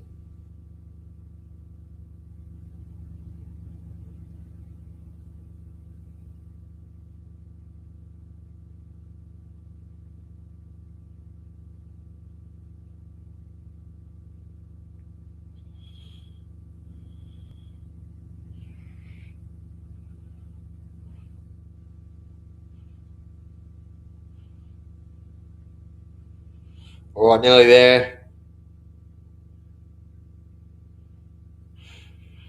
So sorry for all you legends that this has taken as long as it has, but like the truth was, I could not get a postal address that did not fucking give away um, my hometown. Now I know I was a dumb shit enough to do that myself in the video that I done, but I managed to fix that up. So yeah.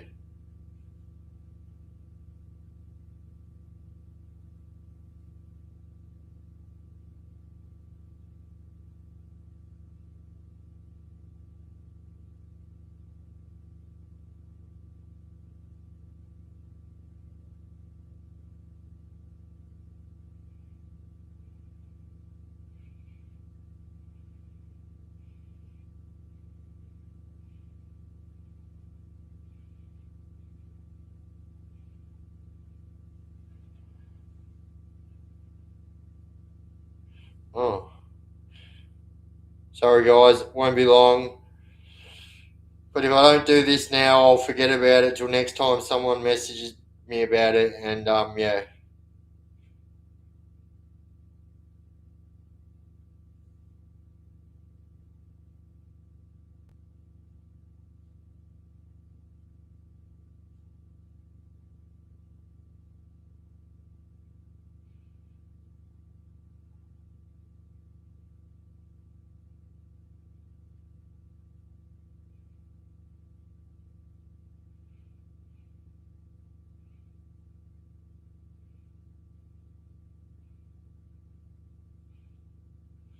Oh God, just let me do it, you mofo.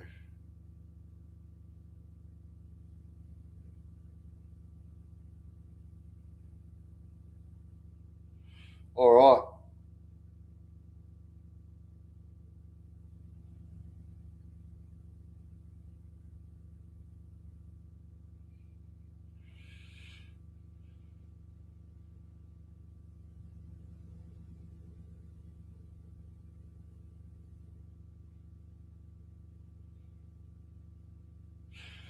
Man, I should at least put some bloody music on or something for you.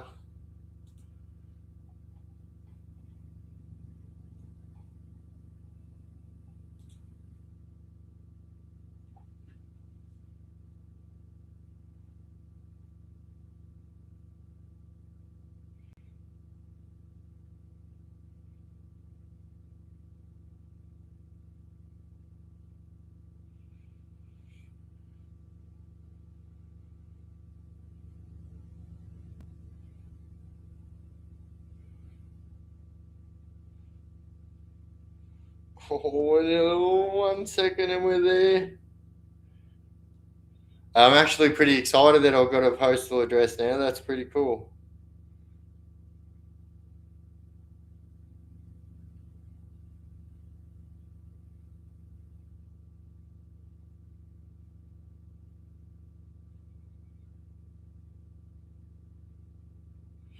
All right. So, my address is, sorry about the long wait.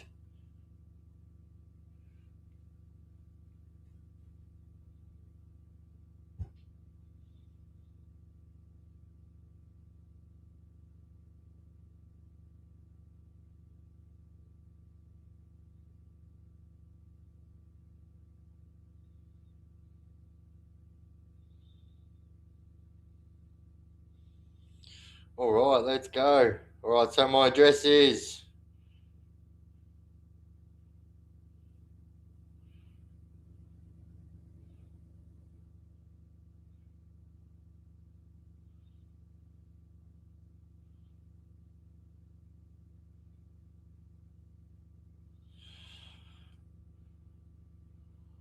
Oh, just give me the fucking address with all this bloody bureaucratic bullshit.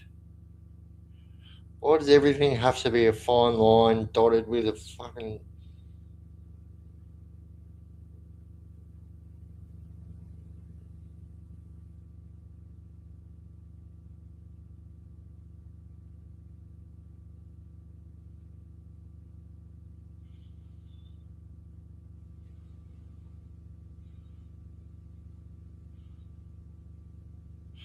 All right.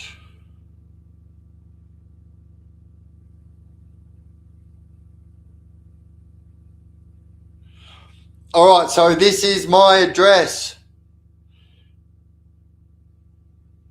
It is Leif Hughes, which is my real name, obviously. It's backwards. So it will be Leif Hughes, 189 Queen Street, Suite, hashtag 1012 Melbourne, Victoria 3000. There you go, Gunny, absolute fucking dynamite. It's backwards, I know. I don't know how to unbackwards that, but Leif Hughes, 189 Queen Street, Suite, hashtag, which is the number thing, I think, 1012 Melbourne, Victoria 3000.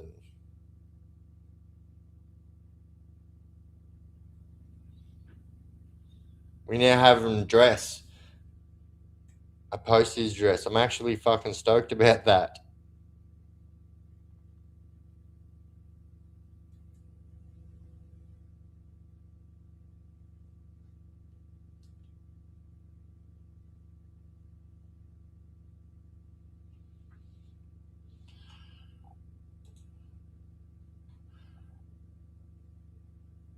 Yep, 189 Queen Street, Suite 1012, Melbourne, Victoria, 3000.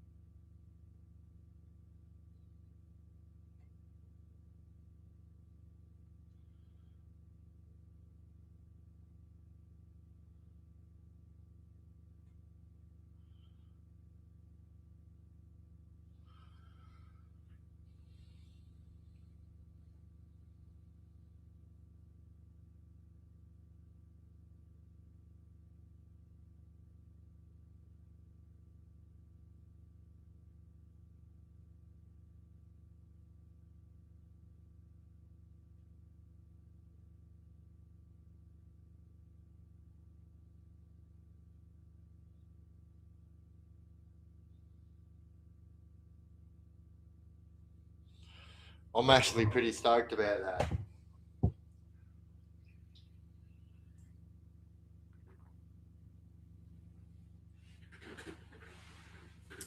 It only took that long.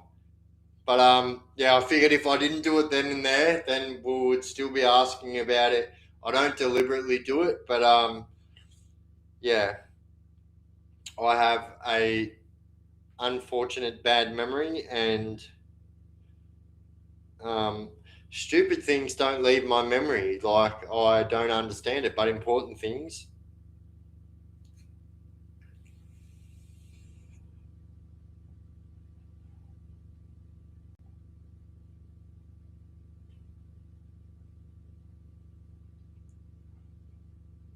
We know where you live, Biff. You told the fireman on the. I said that I lived on a certain road is correct. But if you type in that road and see how many roads there are in towns that have fires in them right now, correct. But you're right. I did dipshit and fucking accidentally done that. But yeah, it's been fixed now.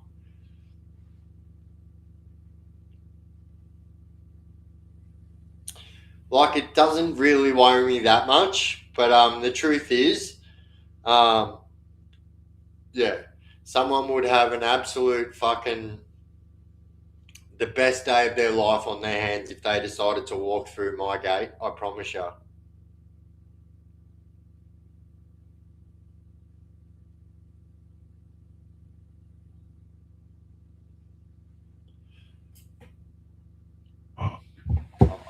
I'll show you one thing that I have to deal with.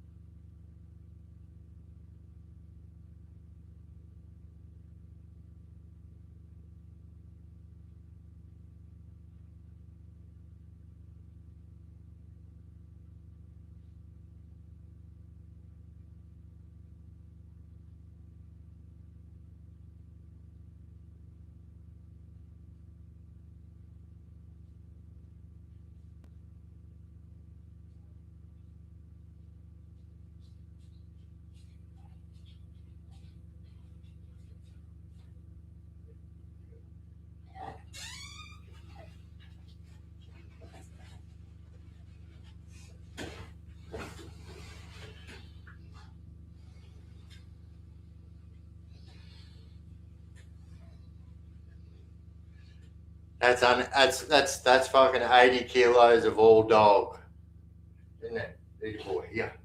Yeah.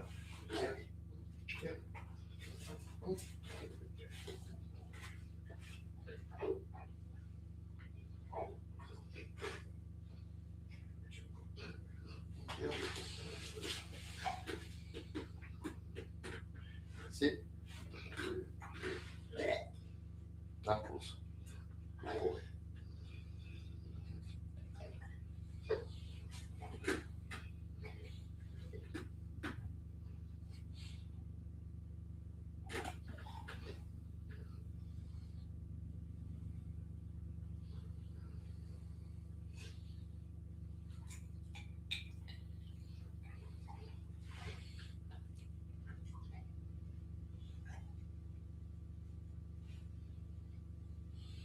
He's beautiful, isn't he?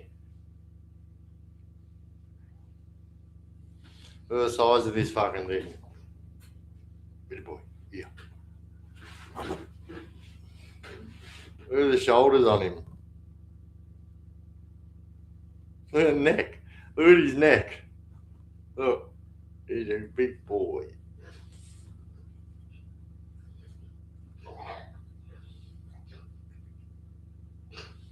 Knuckles. Good boy.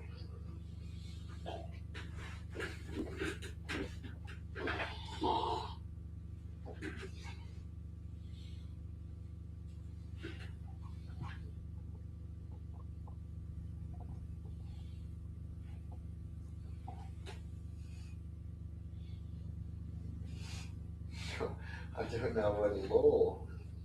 I don't have any more for you. I know. I know.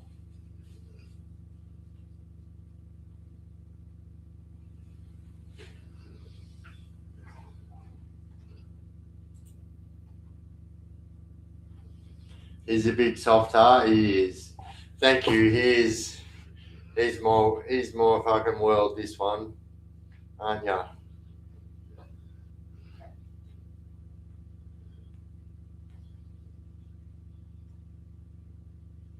Oh yeah, that's what I like, brother. Look at him smiling. Look, yeah, he loves it. He loves it when he gets it down there.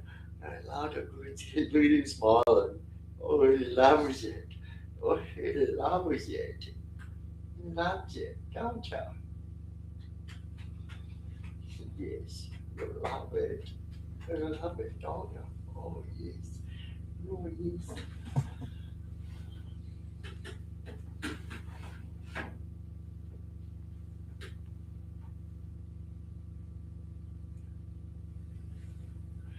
Oi, Corvus, yeah, sweet as. All right, so yeah, just a heads up. I am waiting for that mailing address to be verified, but um, there shouldn't be an issue there. But yeah, they've given me that address, so yeah, have at it, I suppose. Um,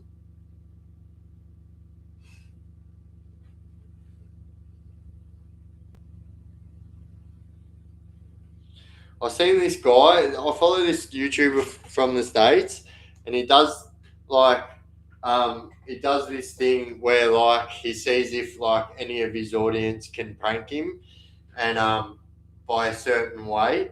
I don't want to say it because I don't want it to happen unless like I want it to happen. But I think it was fucking brilliant idea. So like this guy done a certain thing, so everyone's sending in this certain thing, trying to get him with it, and it was just a brilliant idea. I thought fucking, but this guy's funny. I don't know if anyone's seen this guy on YouTube. His name's Ardell.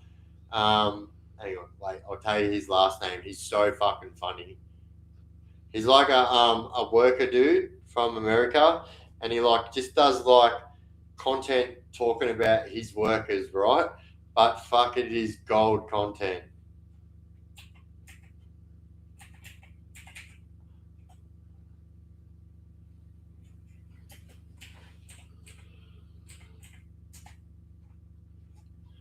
Oh yeah, here he is.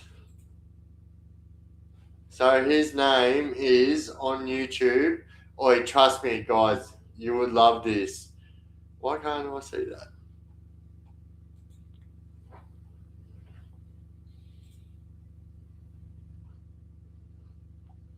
Why do you have to do that? I just want to fucking tell people what his name is. Stupid 3/4 fucking. Ah!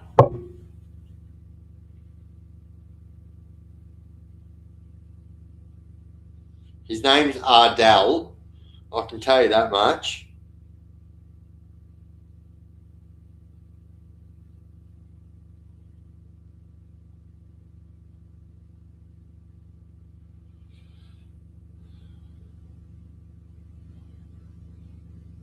Why, when I type that, do you bring up?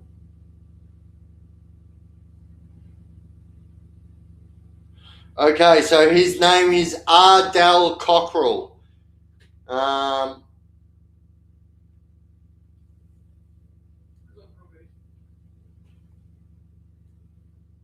Officers came, handcuffed it. So what am I?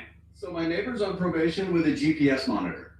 Now, 12 days ago, 2 probation officers came, handcuffed him, and took him to jail, where he sits to this day. But here's the best part.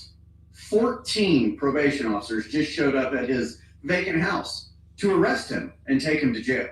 As I was driving by, I was like, hey, do you guys need any help with anything? And they cop an attitude with me, and they're like, do you know where this guy's at? And I'm like, you should. He's on an ankle monitor, and he's exactly where you put him. So the probation officer looks at me and goes, now's not the time to be coy, boy. So I said the only thing that could come to mind, which was a quote from The Princess Bride. That's the word. I don't think it means what you think it means. So I just think it's kind of funny that they didn't bother to check to see who's been arrested or not arrested. And they also didn't check his GPS monitor. So my neighbor's on probation with a GPS monitor. So one of my employees got too many speeding tickets, and he's not exactly eligible to be on the company insurance anymore. It's not my choice, it's the insurance company. They just booted him off. I didn't even have the option to pay more. They just kicked him off the insurance. And I was like, look, man, this is going to put a major crunch in you being able to work for me, because if I can't have you operate a vehicle, it's real hard to get to job sites. So he came back to me. He said, listen, I really want to keep working for you, but I want to drive my own truck. And I can convert my truck over to a work truck. And I made the deal with him. I'm like, if you can bring me a professional truck, I will pay for the tires, the oil changes, and the diesel that goes into the truck. Wear and tear, and breakdowns, that's on you, because it's your truck. So I'm going to show you the truck, and you guys jump in the comments and let me know if you would let this employee drive his own truck. I'm on the fence about it.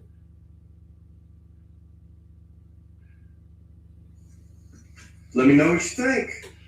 So one of my employees got it. Anyway, that's Ardell Cockrell. I don't know. I watch weird shit on YouTube. I'm fucking weird. I don't know. I don't watch like everyday stuff.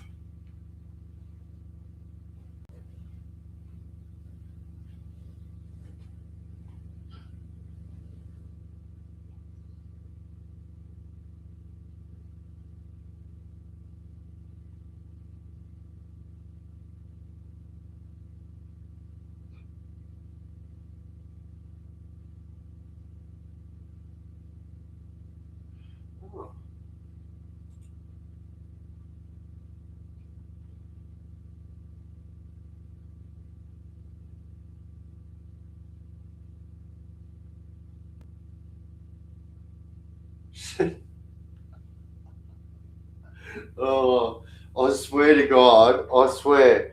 Bro, I said it to you in your fucking comment on my yesterday's video. I started reading the fucking comment before I read who wrote the comment, and I already knew before that comment finished that it was fucking Steven Spadato. I actually, like, you just know his sense of humor now. Biff always promoting them damn gingers. Oi, I'll tell you something, right? Us damn gingers will stick together till the end. True story. Gingers are the last of a dying breed. We're actually getting bred out of existence, and yeah, we're actually dying off. Gingies, you know. So if you are a gingy, gingy love. Let's go. Badoosh. Gingy. Gingy. Ginging. Ginga dinging. Ging ging ging ding ging.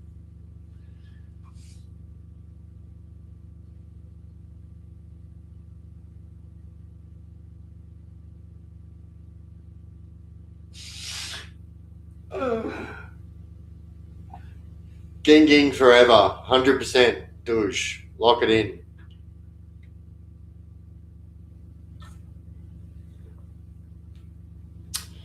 But alright, legends, I think I'm about to fucking wrap it up.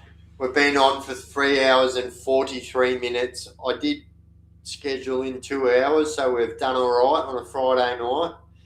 But yeah, I think I'm going to taper it off there, legends, and catch all you legends. So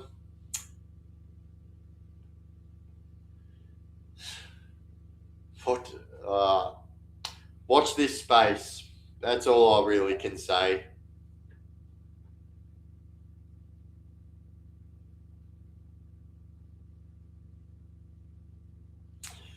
So JJ just said, see her get chased out of the hospital the other day. So fucking Jacinta Allen came to the fire fucking region and got fucking chased away for speaking shit.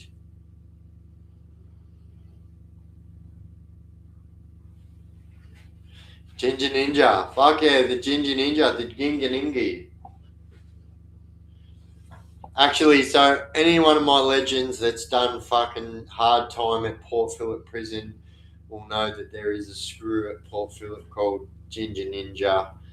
And she was fucking hardcore.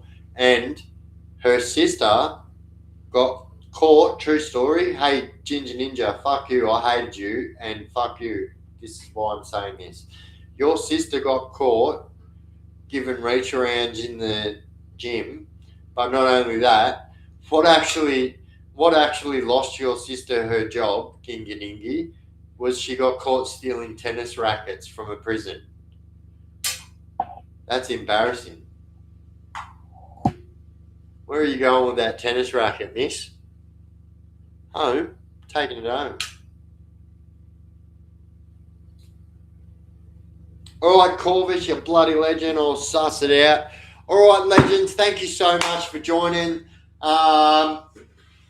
Yeah, I'm glad that we've got this all nipped in the butt now. We're not buying into none of that bullshit anymore. I don't know why that person who done the turncoat before was like that. I think the way that I handled it in the last live was like bang on. I don't think I couldn't have said it any better. But yeah, anyway, I love the way the new lives are going, guys, and yeah, just we're not entertaining any bullshit anymore. That's just fucking hell. He's up, Tiger. We're just not doing that anymore. And so yeah, I think it leaves a better life for you legends and a better life for everyone. Yeah. Oi, JD, you fucking legend. Kadoos. Thank you, mate. Oh, mate, I ought to stop doing that. I'm forgetting your fucking new PC's made of glass. Thank you, JD. Gadoosh.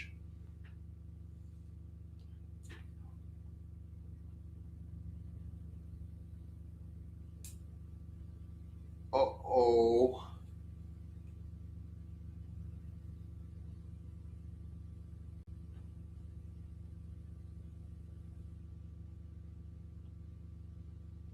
They're broken now. They're all broken now. Going done, didn't you?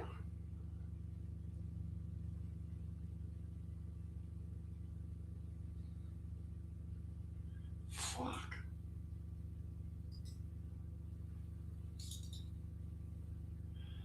Oi, legends. Gadoosh, have a look at this.